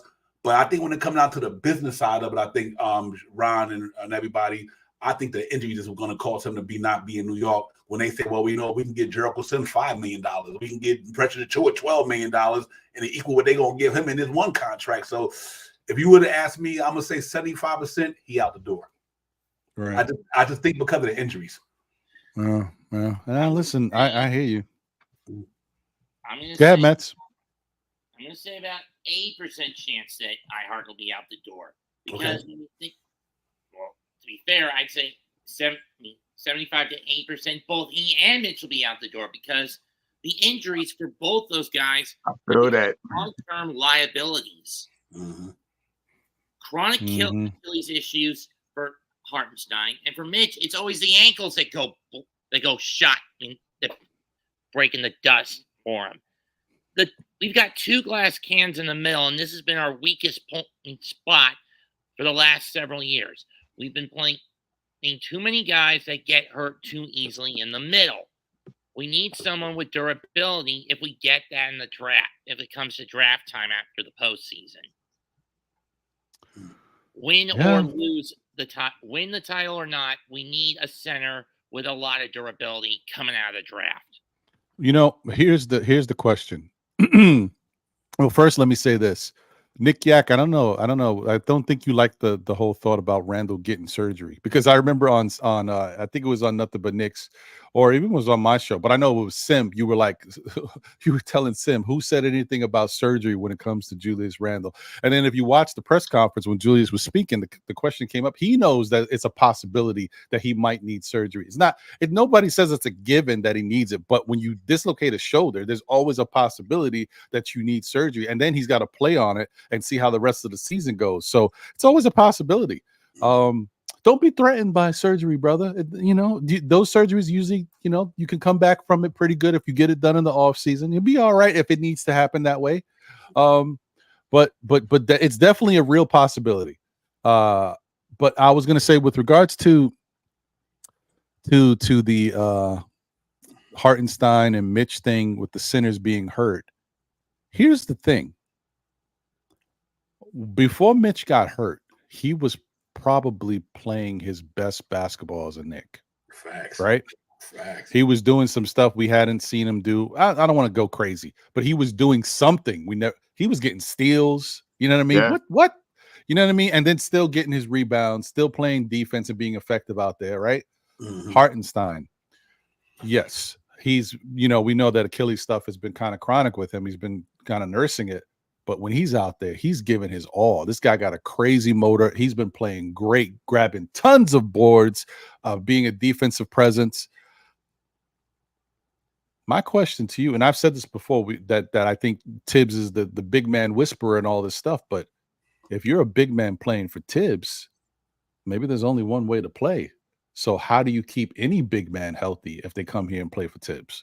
If he expects something out of you, if you are the anchor of his defense and you can do the job, that means you have a certain skill set. That means you're going to have to work. You're going to have to put in that time. You're going to have to put in that effort if you're going to do it well, and he's going to be happy with you. How do you not get hurt? Big men get hurt all the time. Embiid gets hurt. Cat missed like 50-something games last year, or 45 games, whatever. Like big guys get hurt. I don't know. So that's the question. There's a possibility that both guys, you know, going forward are liabilities for the Knicks, but who do you bring in that's going to give you that same type of play that's not going to wind up running into injuries when they're playing this hard for a guy like Tibbs? That's my question that I'm thinking about. I was thinking about it the other day. I was like, you know what, man, if there was other guys out there that show a good track record of being healthy, but if they come here and they have to play the way Tibbs wants them to play and do all that stuff, it'll elevate their games, but they got to work. They might put themselves in a position to get hurt because they're working differently than they've worked before. That's the problem that I wonder. Can anybody come here and stay healthy and give us that type of production we're used to getting? Yeah, so, especially, you know, the year before, Ron, the year before last year, Mitch played 72 games. You know what I mean? Right, right. I'm like, oh, and then you thought he was getting away from that. It seemed like all his injuries is not like devastating, but it seemed like it's always around his ankles. I don't know if he got small feet or he jumped wrong. He don't pay attention when he come down off the rebound. Seems like Mitchell Robinson always getting hurt on them ankles. He might have weak ankles. Ala Wise was saying Steph Curry had weak ankles too. I don't know what the hell he did. He must have went overseas. They gave him that stuff. You know what I mean? Because then all of a sudden, you know, it was good. Gave him the nano shots. You know what I mean? He got some of that good in the ankles now. He's straight, but he's straight, real. Yeah. No, it was unbelievable. But yeah, it's a tough. The Knicks gonna have some stuff to think about. But right now, all they need to worry about is getting healthy and getting some wins and possibly going far and shocking the world, because that's what all that matters. Shout out to AP, because AP had said something before. I don't want to go back to find it, but it was about Spider Mitchell, and he was saying, I think I'm done with this part of the. Yeah, the Precious Dilemma is over. He was talking about Spider Mitchell. Why even worry about trading him? We should just go, wait till he's a free agent and sign him outright. Well, now we've been talking, and as we talk more, we start to understand what's going on with the Knicks. their cap restrictions, their salary commitments, and all this stuff. And what you realize is, quite honestly, you can't they sign can't do it. They can't sign him. They just don't have the, because when he's a free agent, technically Julius Randle will be a free agent. Jalen Brunson will be free agent. And so you got to figure out what you're going to do there. So shout out to Sim from NBK. What he said is a very plausible idea. What he said was he thinks that the Knicks will go all in this offseason and give Cleveland the package, the best package we can possibly offer. If that means giving up all our picks, not that we have to, but if we got to throw 6 picks at them, whatever, he thinks the Knicks are going to go all in, try to bring Mitchell here, right? Talk to Julius, talk to Jalen, and tell them both to opt in for 1 year, right? Take the opt in, take that money, and then once they play after that 1 year, the Knicks can go above the cap and sign all of them, right? Keep all 3 of them, Spider, Brunson, and Julius. And that's what he thinks that they will try to do, and that's what he thinks that they will offer Jalen and Julius to get them to stay here so that we can put together a team that can continue to have a chance to win for years to come. Because if they just won't be able to, if Jalen has to go on the market and we have to re-sign him, that money is going to be huge. Then the same thing with Julius, if we decide to keep that money's good, and then there won't be enough money to put other players around the rest of these guys and go out there and get a Spider Mitchell. We just won't have it. So that's the only way you can trade for him, bring him in here, tell these guys to opt in, we keep them under contract, and then after that, money opens up so they'll be able to sign all 3 of them. And I kind of think that's the only way that the Knicks are going to be able to bring anybody in here. Whether it's Spider Mitchell or any other superstar, they're going to have to trade for him, get him here, talk to these guys, tell them to opt in. Then they can keep all of them. Yeah, that's the only way. They got to do like the Miami Heat did with LeBron, Chris Bosh, and these cats got to be willing to sacrifice for a championship, I guess. Right. Because, man, this cat do the super max. Jalen Brunson about to get 45 million, 50 million. I mean, if he delivers us to the Eastern Conference Finals or to the finals, you best believe Jalen Brunson about to get 45 or 50 million. Yeah. It's gonna be tough, man. I mean, you got Josh Hart contract. I think they might opt in Bogey contract though to get that 19 million. Josh Hart 18 million. That's what 37 million. That's why I said the Hartenstein thing. Are you gonna be able to sign him knowing that down the line you want to get a Donovan Mitchell? But it's gonna be interesting, man. I can't wait to the off season, man. It's gonna be very interesting. But Donovan Mitchell gonna be a tough get, man. With these contracts we got out there, man. It's like you said, man. It's gonna be some wheeling and dealing going on. We're gonna have to leave it up on man Brock Aller to make something happen. 100%. Shout out to Will Salkin. He said iHeart played every game last year and only missed a few this year. He's very durable and he's had Achilles issue the whole time. And that last line of what you put there is the scary part, because being the fact that he has been so durable and has been working hard and playing great, we appreciate all of that. But you said it, he's had the Achilles issue the whole time. If that Achilles pops, he's automatically done for a year. It's not like he's going to be done for a little bit and come back. No, he's out for the year. I mean, look what happened to Aaron Rodgers. 75 seconds, that Achilles gets ripped, and the Jets don't recover from it. It's very true. It's just that's the dangerous. It's like the worst possible injury to be lingering, because that's the next step, right? The only way to stop it from being that next step is to get a good amount of rest. I don't know if he's going to be able to, the way he plays too. How can he get that rest? We just got to hope that, if the Knicks do bring him back, that he goes into the offseason, gets a lot of rest and rehab on that, can continue to build the muscle around it, and strengthen the Achilles, and then maybe he can get through it like he's been doing. But it's a dangerous thing, man. That's a worst possible spot to have something going on. Shout out to Monarch Smart TV in the building. Thank you for being here. Salute. Cameron Goldberg is here. Salute. Appreciate you. Thanks. Sharice Duncan is in the building. And she said, would you rather have Booker? I mean, listen, let me tell you something. That same thing that Sim has proposed that we should do for Spider Mitchell, Yeah, that's the same thing you would have to do for Mikal Bridges, the same thing you would have to do for Devin Booker. If they want any of these guys, they're going to have to trade from, bring them in, and hopefully everybody else agrees to take that 1 year of salary that is already committed to, so that we can kind of build up, get guys off our books, and re-sign these guys, and then revamp the team. If anything, we should have drafted Booker the year he came in, but no. Oh, man. Hey, Tony's not here today, man. You bringing up the Knicks and bruises, man. that's a rough one. All he got to do. Would you want Donovan Mitchell on the Knicks? You know what's interesting to me? I like Devin Booker and all these guys, but they haven't even went further than Jalen Brunson. None of them. I know these cats is good, but like Devin Booker, Donovan Mitchell, and these guys, they haven't even went further than Jalen Brunson. Didn't he get to the finals in 21? Yeah, who that? Brunson, Booker. Booker. He maybe did. He might have did. Okay, if he did, I apologize for that.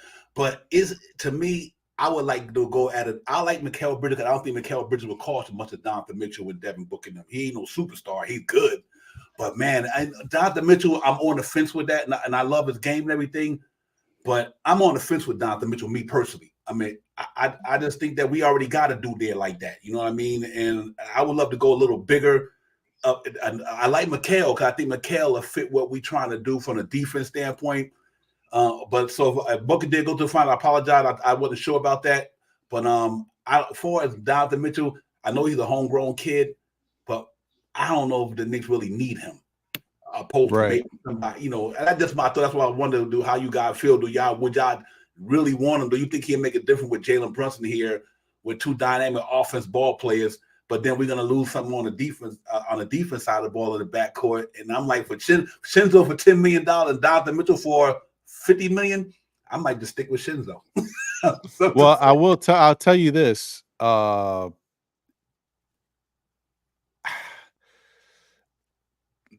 I actually I always loved the idea of having Donovan Mitchell here. Okay. But the Knicks team has changed. You know what I mean? It's a different team now.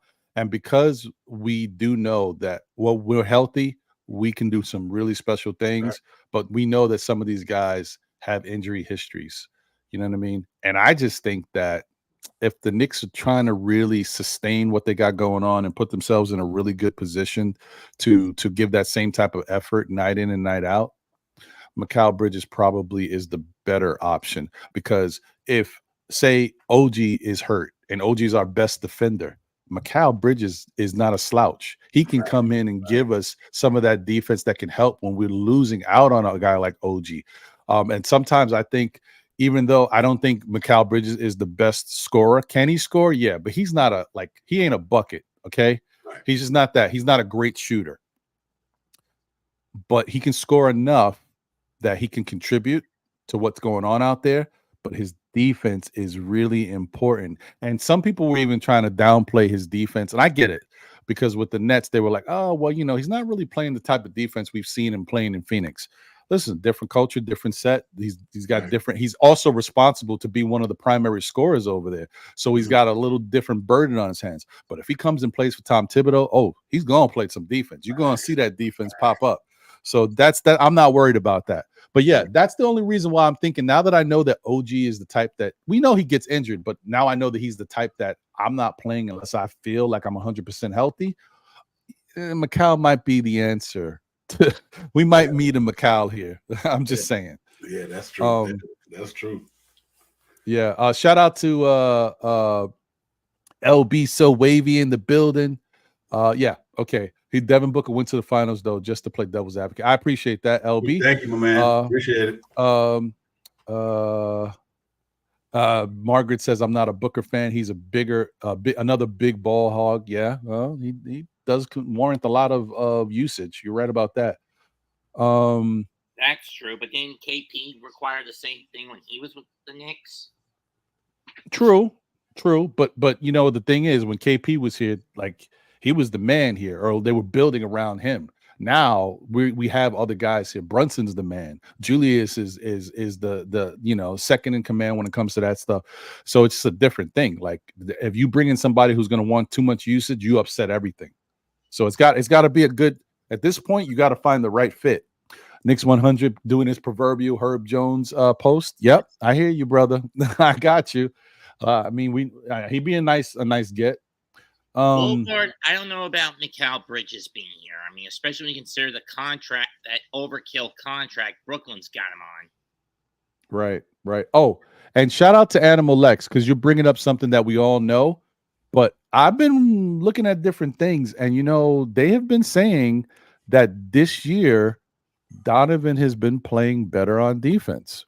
So I know, guys. I'm just throwing. I haven't seen a lot of Cleveland games myself. I can't say it personally. I'm just telling you what I've been reading and seeing and different. And I go on that little Cleveland YouTube pot. Apparently, Donovan's been playing some better defense this year and showing effort. So take that for what you will.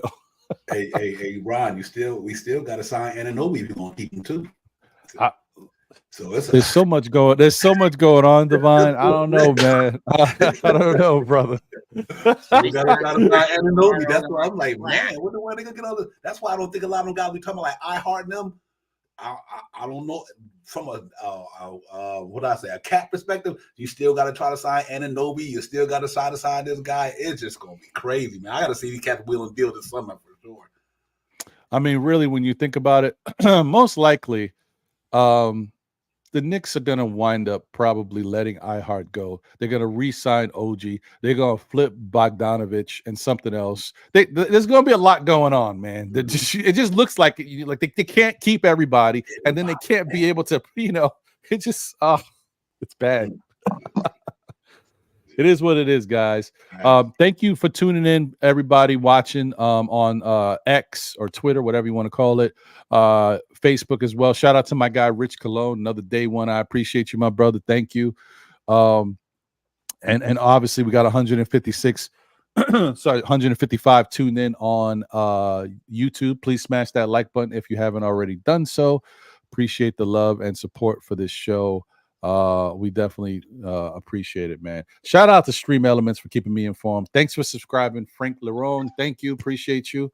Welcome to the Still Knick Fans Army, SKF Army. You are now a part of. Salute. We'll see. Well, anyway, let me get to this super chat and get to my guy that I want to talk about right now. We talked about him for a little bit, but you know what I mean. It is what it is, man. Bogey smoke, baby. Don't let it catch you, man. He will get you.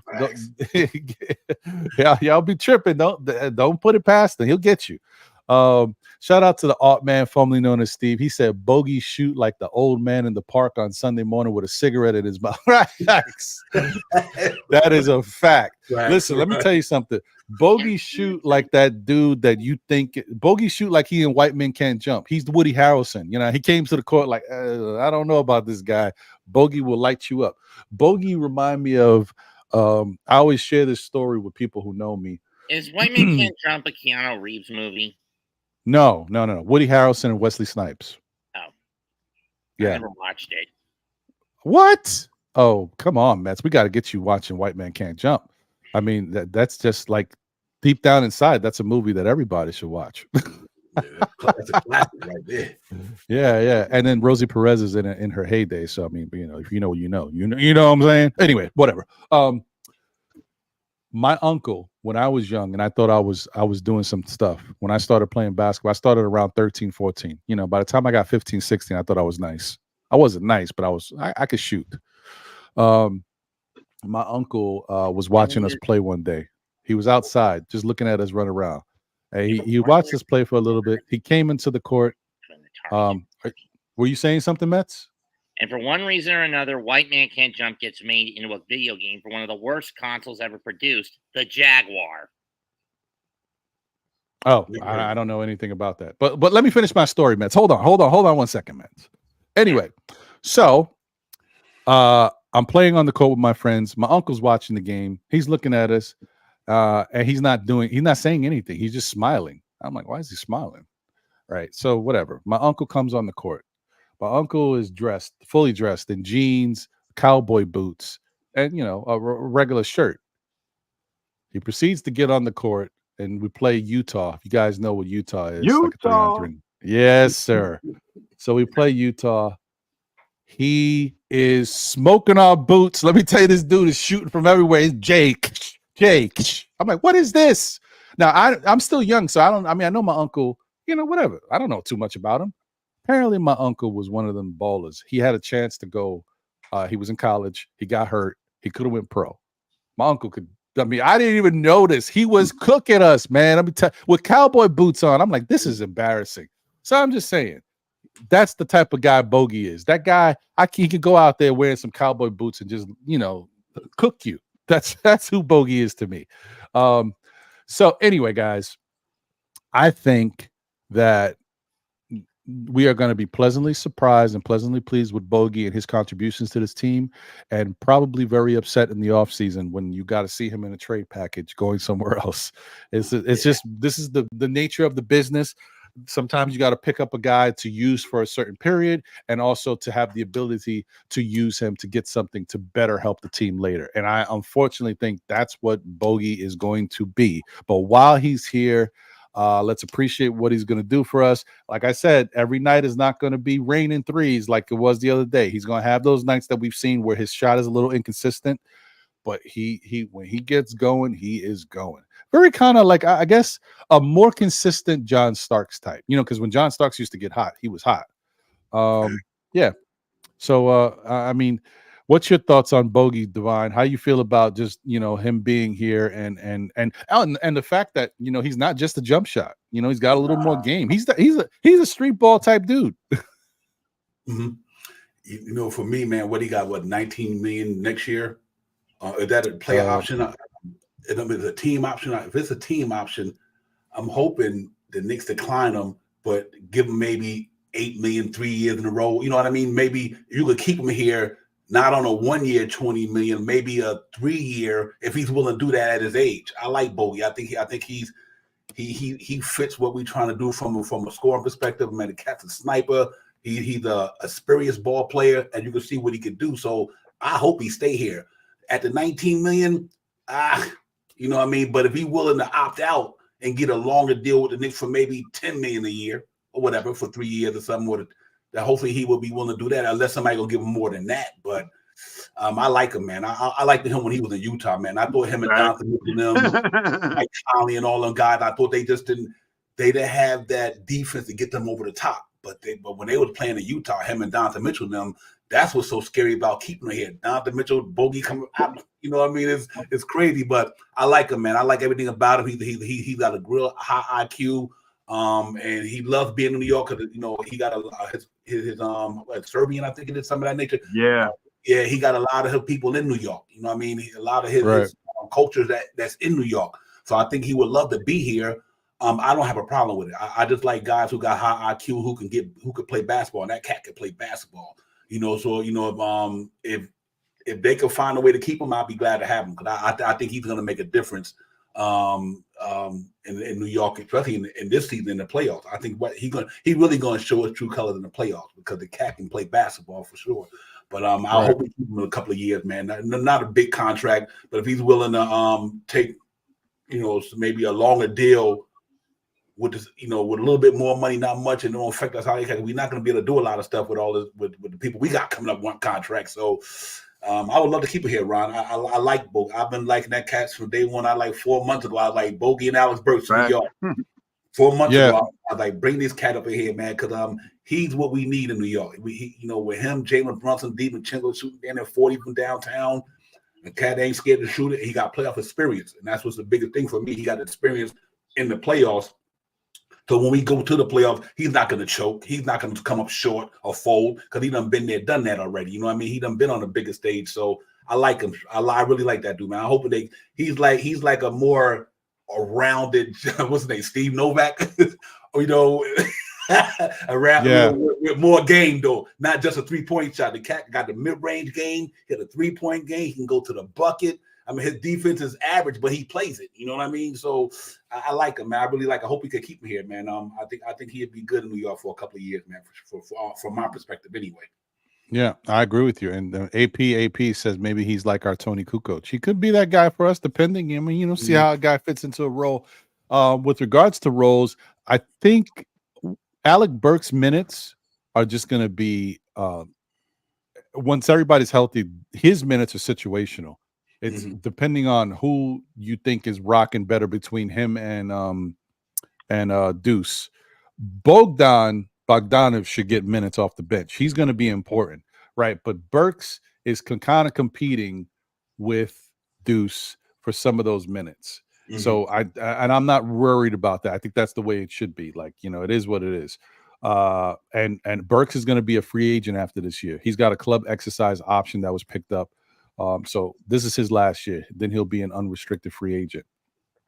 Bogdanovich is under contract for next year. So it's not a team option or a player option. He's under contract. Okay. Yeah, but it's partially guaranteed. It's like 50% guaranteed or something like that. He's $19 million. Yep. So Sherwin said something about not being able to trade him because of his contract, and that he's on a buyout. I don't know. I would have to look into that more. I don't know about that, Sherwin. So appreciate you. But yeah, I mean, that's something I got to look into. And I don't know how that works. And I think somebody might have mentioned something before about the Knicks possibly extending him. But even if you extend him, then you got to wait a certain time frame to trade him. So I don't know. But I do know that I've heard a lot of things about the Knicks flipping Bogey. So I don't know how that would work. But if it's being brought up by a lot of different, reporters, then there must be some truth to it. There must be a way. I don't know. But I hear you, bro. I hear you. Craig says you can trade him. Okay. I mean, I don't know. I appreciate you, Craig. What's good? How you doing? Yeah. So that's all interesting to me. I just know that was the plan. And I think that's one of the reasons why they decided to go get Bogey, not just because we need him, but because we're running out of trade assets, right? And bringing him here helps us have another trade asset to flip with money, because you also need contracts to kind of help match a salary of somebody that you're trading for. So I think that was the point. But we'll see how that all works. Hey, Ron, I'm looking at it right here. It says 2024-25, $2 million guaranteed, fully guaranteed, late 6/29/2024. Okay. All right. So that's what it is, man. Okay. Huh. What is interesting? Bogey is what? What's his age? He's 34. He's 34. Yeah. So I can see him taking a little less money to stay around. 34 years old. Maybe, never know. I think his birthday is coming up. Yep. The 17th of April. Oh wow. So he's gonna be 35. That's the only bad thing. I wish we would have got Bogey when he was a little younger. Yes. Oh. That's why I said like maybe 10 million, give him a couple of million to get him to 37 years old. Because how many people going to give? I don't think nobody going to give him 20 million or more, Ron. You know what I mean? 19 million after this. I don't know too many teams going to give him $19 million at 35 years old. I don't think they're going to do that. So we'll see. Oh, look at that. I didn't know that. Shout out to Killer Kamikaze in the building. Salute. Thank you for being here, my brother. He said Burks leaving to join Boston. His cousin-in-law is Tatum. Just a heads up. Didn't even know that. I can see something like that happening. Why not? You go to Boston, have a chance to win. And like I said, the other thing is Burks. I mean, I hope nobody's really thinking about that, right? Nobody's really thinking that Burks is coming back, because if he's not on our priority list. We can go get somebody else, but he just makes sense right now. Yeah. So I agree with that. All right. Well, listen, let's get into it, guys, because you know what? Today is that day. We got a tough game ahead of us, man.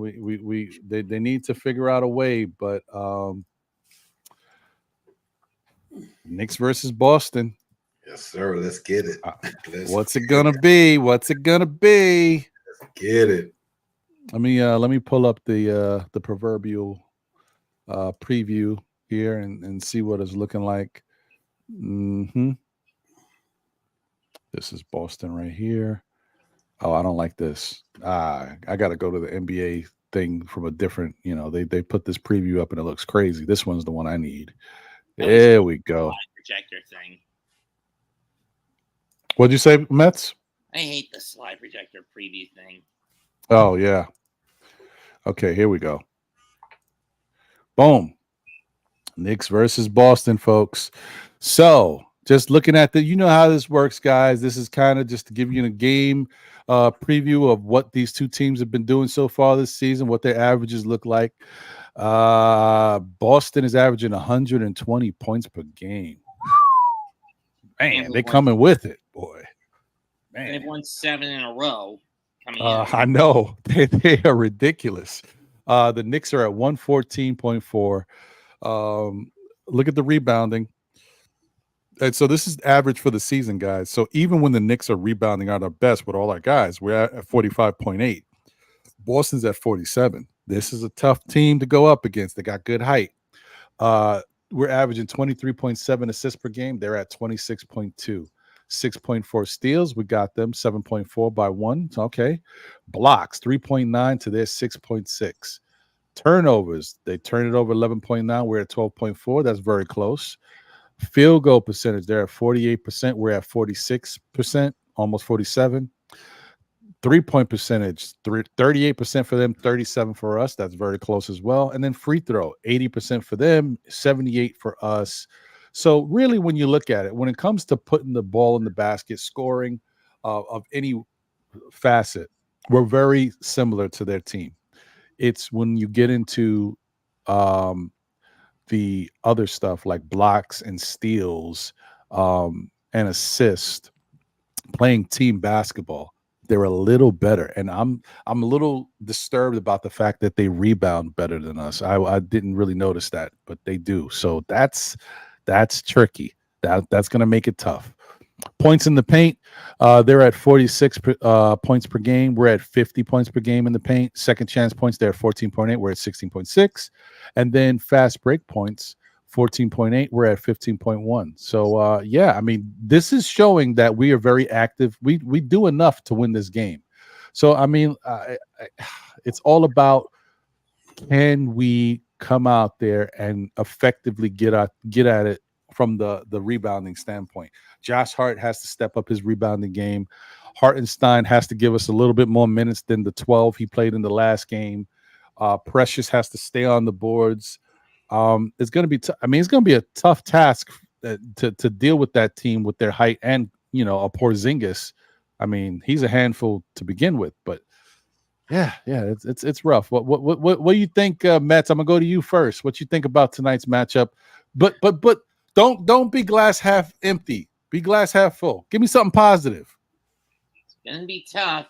I think we could win, but it boils down to boxing out Brown, Tatum, and KP at any and all costs.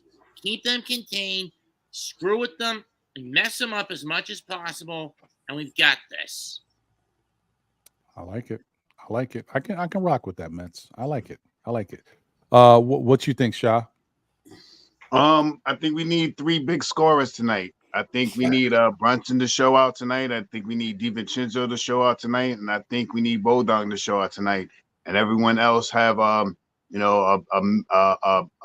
lower to mid double point game. 11, 12, 14 points, 16, 17. And I mean, we need to have 6 guys in double figures tonight. We have to get out there and try to out rebound them or stay pat with them in rebounding. We match up pretty well with this team, as you can look at the scores. And when the Knicks are on, when we're fully healthy, we can put the ball in the basket. Tonight is going to be a night for guys to step up. I don't think we'll have a game like we had from Brunson last game, with all the turnovers and low or mid 20 scoring. I think he had 25, 26. I think we'll see Jalen Brunson's game elevate tonight. He'll probably be closer to 34, 35 points tonight. We need a good game for DiVincenzo, and to open up the rotation and to open up the spacing. And we need a good game from the team so DiVincenzo can open up the spacing. When he's out on the 3-point line, it draws a lot of people inside. He doesn't pass the ball often with assists, but he has been looking for Precious a little bit. So, and he'll probably be on the court with Precious tonight. And we need a high rebounding from Hartenstein tonight, from Precious Achua, from Josh Hart, our hardcore rebounding guys. We need to get out there and get the rebounds tonight. And when we get to the line, we need to hit our free throws. That's a big part of our game, especially if we're lacking in any other aspect of the game. If we can hit our free throws, and makes up for us not hitting our 3-point shot. So with those things said, the same thing that I say on the show: control the pace, grab the rebounds, hit your free throws, and shoot over 36% for 3-point land tonight. And You know, we need guys to step up tonight. I'm looking forward to three guys on the court scoring big numbers tonight. I like that. Yeah, makes sense. Devon, what's your thoughts, brother? Hey, I'm pretty much with everything Shaw said and Matt said. Here's one thing I think that's interesting to me because that's a good defensive ball club. I mean, hey, Derek White can deal with the best of them. Jaylen Brown can deal with the best of them. Porzingis can cause a little problem in the paint with his length and everything like that. But I do think we got enough to combat that stuff. I think what I'm looking for tonight if he play because he's ailing, can Deuce McBride slow down Peyton Pritchard and them cats off the bench? You know what I mean? I mean, cats can knock down three from all over the place. I mean, so if our bench can come in and give us some real stellar minutes, I think we walk out there with a W tonight. I really believe if you could slow down Hauser, slow down Pritchard and these guys from knocking down threes all over the place. And I think we got a good chance to win that game. So, you know, Alex Burks got to be on tonight. We pretty much need every tool in the shed tonight. You know, let's not get it twisted. I mean, they where they at for a reason. They're the best team in the NBA right now. You know, whether we like them or not, they are the best team in the NBA from a record standpoint. But I'm looking at what you got on that board, Joe, and if we doing this without three of our big dudes, I just want the Knicks tonight win or lose that game. Let them know we're gonna be a problem for you in the next couple of weeks. You know what I mean? So I'm hoping that we go out there just play real hard, and if we lose the game, lose fighting. And lose by a couple of points here or there. But I do think we can win the game, though, if you know, all the I's and T's, dots cross and everything, and we rebound the ball, like Shaw said, hit the free throws, limit the turnover because they're going to go after you. But I do believe, I think what I'm looking for is pressure to Chua and these guys trying to slow down Jason Tatum a little bit. You know, you ain't going to be able to stop my man, but don't let him run up for 40 and let Jaylen Brown run up for 30 or whatever. If you can kind of contain them, guys, we got a good shot tonight, Ron and everybody. So I'm looking for the Knicks to go out there and just play gritty tonight, go hard. And I'm never worried about this team when they step on the floor against anybody. We done beat some of the best teams in the league by 30 this year. And I think our ID and our makeup is we got to go out there and be gritty on the defense side of the ball. And that gritty to me is mean rebounding. Make them cats earn their shots. I think the Knicks come out there tonight with a victory. I really do. And I'm not saying that from a homer. I just think that we match up well against them. And I guess like you got the numbers up there that don't lie. You know, the numbers don't lie. You got them up there. So we just got to do it by committee tonight. And I think we go in there tonight, play for 48 minutes. We got a good shot tonight. I really believe that. We got a good shot to beat these boys tonight. So let's hope it happens, though. But I'm looking forward to it, man. It's going to be it's going down in Beantown, man. It's going down. Going down to Beantown. There you go. Yeah, the Boston.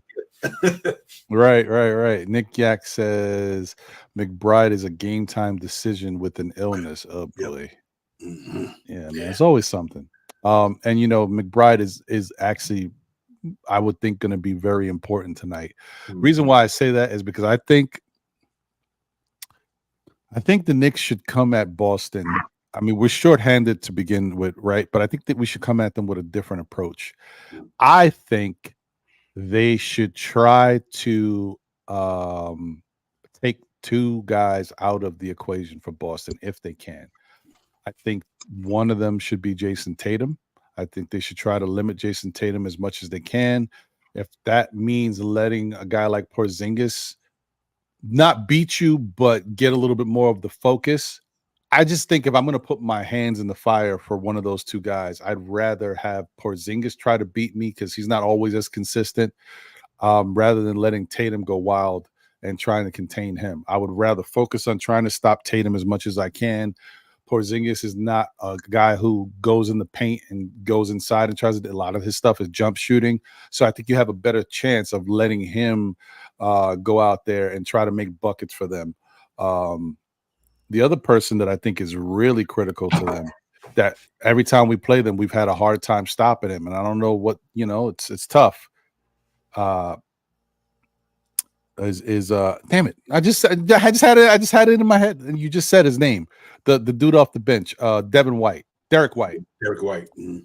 They got to stop Derek White. If you slow down Derek White, and really let our bench has to play better than their bench, like you were saying, Devon. But stopping Derek White is key to that. You stop Derek White, you slow down Tatum as much as you can.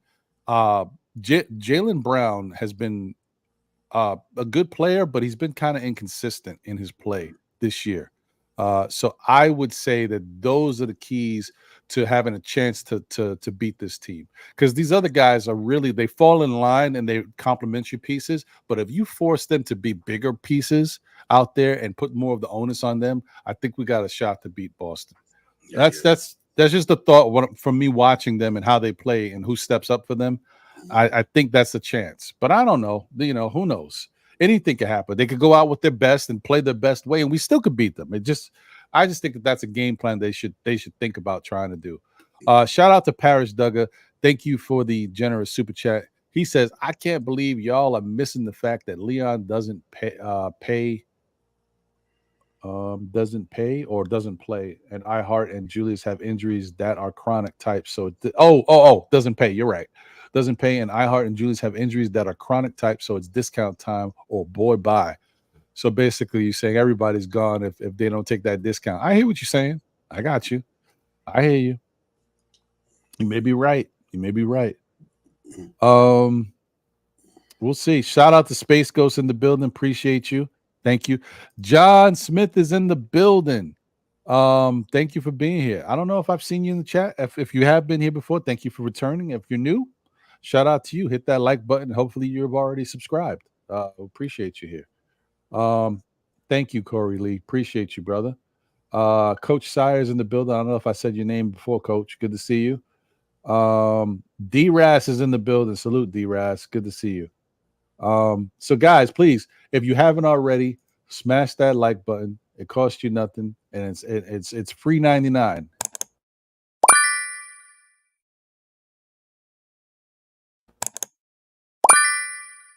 I don't know if you saw it the first time. No, I'm just joking. Anyway, I appreciate you guys. Thank you guys. Once again, I wanted to give a quick shout out to Tony Demo from Knicks Twitter and X, whatever you want to call it, man. Appreciate you, man. He's putting together this event tonight. You got DJing on the ones and twos, our guy Eric L. Beats. You know him in the Knicks community. He's going to be on the ones and twos holding it down. Morning Brew Sports, Jigga Man, Hector, and Phil will be in the building tonight outside of the Garden at Blarney Stone. So if you can pull up, pre-games at 7. The watch along starts at 8:30 for the game, and then they're going to do a post game after the game is all said and done. And also, you'll be able to see them too if you signed up to go to the Knicks versus Pistons on Monday for their suite. I think they got 20 people signed up to rock with them. So, if you're there, enjoy yourselves. Once again, this is the flyer. That's what it looks like, folks. So it's tonight. Blarney Stone, 410 8th Avenue in New York, in Manhattan, right outside in the Garden area over there. So if you can make it, please show up, show out, and it'll be dope, a dope time. So I want to get around to everybody. Final words. A nice, quick, concise show. Only 2 hours today. Last week was 5 hours. We got to chill sometimes. Mostly due to the All-Star. That one, because I was at a horror convention. Oh, was it fun? That was okay. I'm not the biggest fan of horror. So you went to a horror convention? So somebody dragged you over there? No, I actually bugged my mom to drive me there. I mean, she didn't know until I told her that it was a horror convention. So was this your first one? First horror convention, yes. Convention overall, no. Okay, gotcha. All right. Well, I mean, sometimes it's good to get out, man. You got to get out there and do some different things. So that's cool. Thanks. Oh yeah, that's another thing. That shout out to Wiz. They did invite Monica McNutt to pass by. She said she'll see what she can do. I wouldn't bet on it, but Right. You never know. She might be in the building for a little bit. You might get a quick glimpse of Monica. So yeah, definitely take that for what you will. All right. So anyway, what was your other final words, Matt? My fault. I got caught up in your horror convention thing. Well, my final words tonight. This Knicks squad better make it count. We're still stretched thin. We don't have a lot. We're still missing 2 viable pieces. Make this count. We cannot afford to get our butts handed to us again against by the Celtics, because I swear they've got a damn 4-leaf clover in their sock somewhere for it to be this good. Yeah, they've got, listen, they got something cooking for them, man. You know, but it is a really good team. It is what it is. Like, Drew Holiday. yeah. Sha, what's your thoughts, brother? Any final words? And real quick, guys, we've got 131 watching. We got 85 likes. Please smash that like button. There's some of y'all that could really help us get over 100. I would appreciate that if you could smash that like button now. Thank you so much. Oh, shoot. Let me see here. Oh, look, there it is. My bad. I see I missed the super chat here. He's thanks, Corey Lee. Appreciate you. He said, "Don't fret. Leon know how to make offers. People won't refuse." Oh man, hit him with the Godfather. I got you. Hey man. Okay. I appreciate you, Corey. Thank you for the generous super chat, my brother.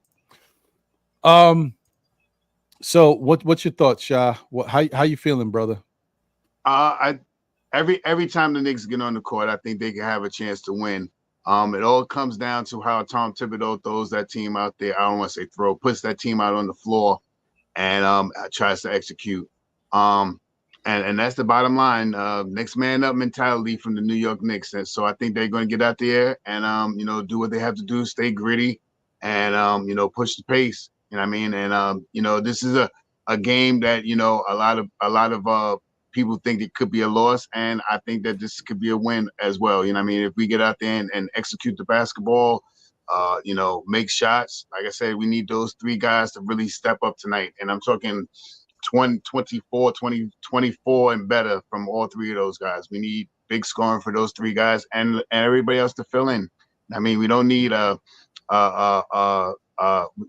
this game is going to be what the Knicks do great. They play in spurts, and tonight is going to be a night that they have to play great in spurts against in their defense.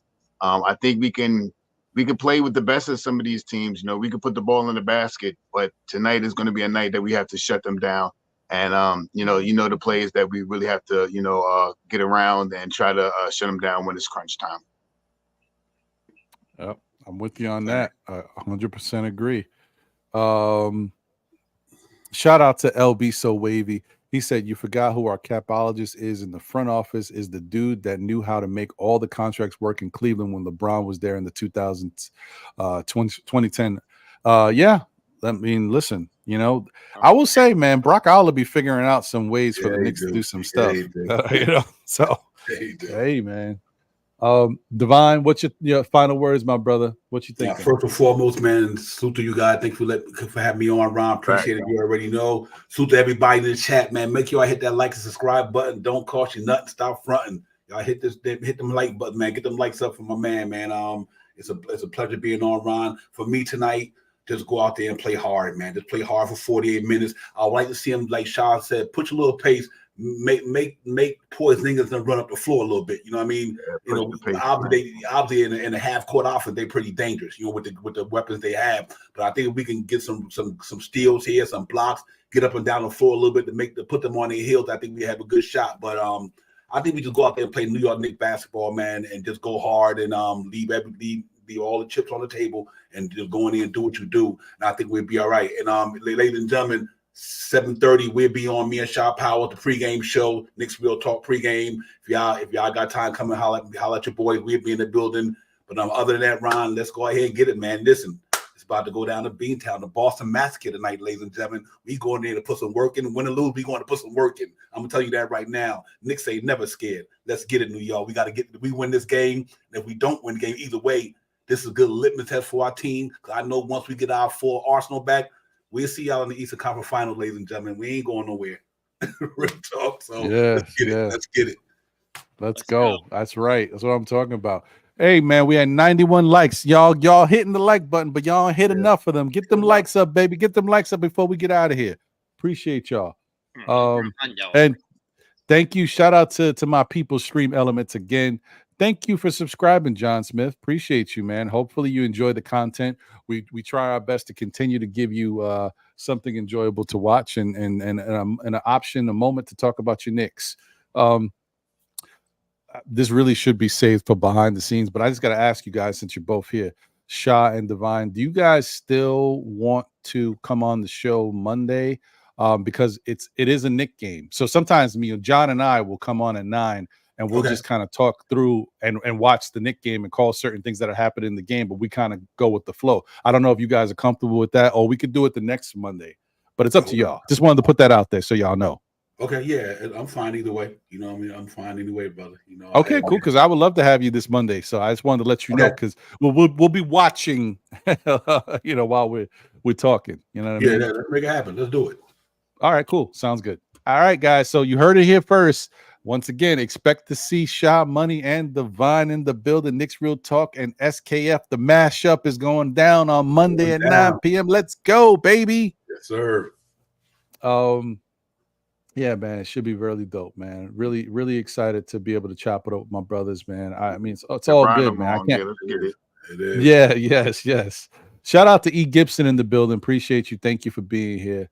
I'm, as you guys can tell, I'm clearly stalling to make sure y'all hit that like button. I want to get to 100. We at 98. We need 2 more, baby. 2 more. Who hasn't hit that like button yet? Come on, man. Now. Let me get it back on YouTube. I'll put 3 of them in there. Appreciate you. Yes, sir. Shout out to, look at that blast from the past. Shout out to the Smoking Nick. What's good, Smoking Nick? Appreciate you. Hope you're doing well, my brother. Let's go, Knicks.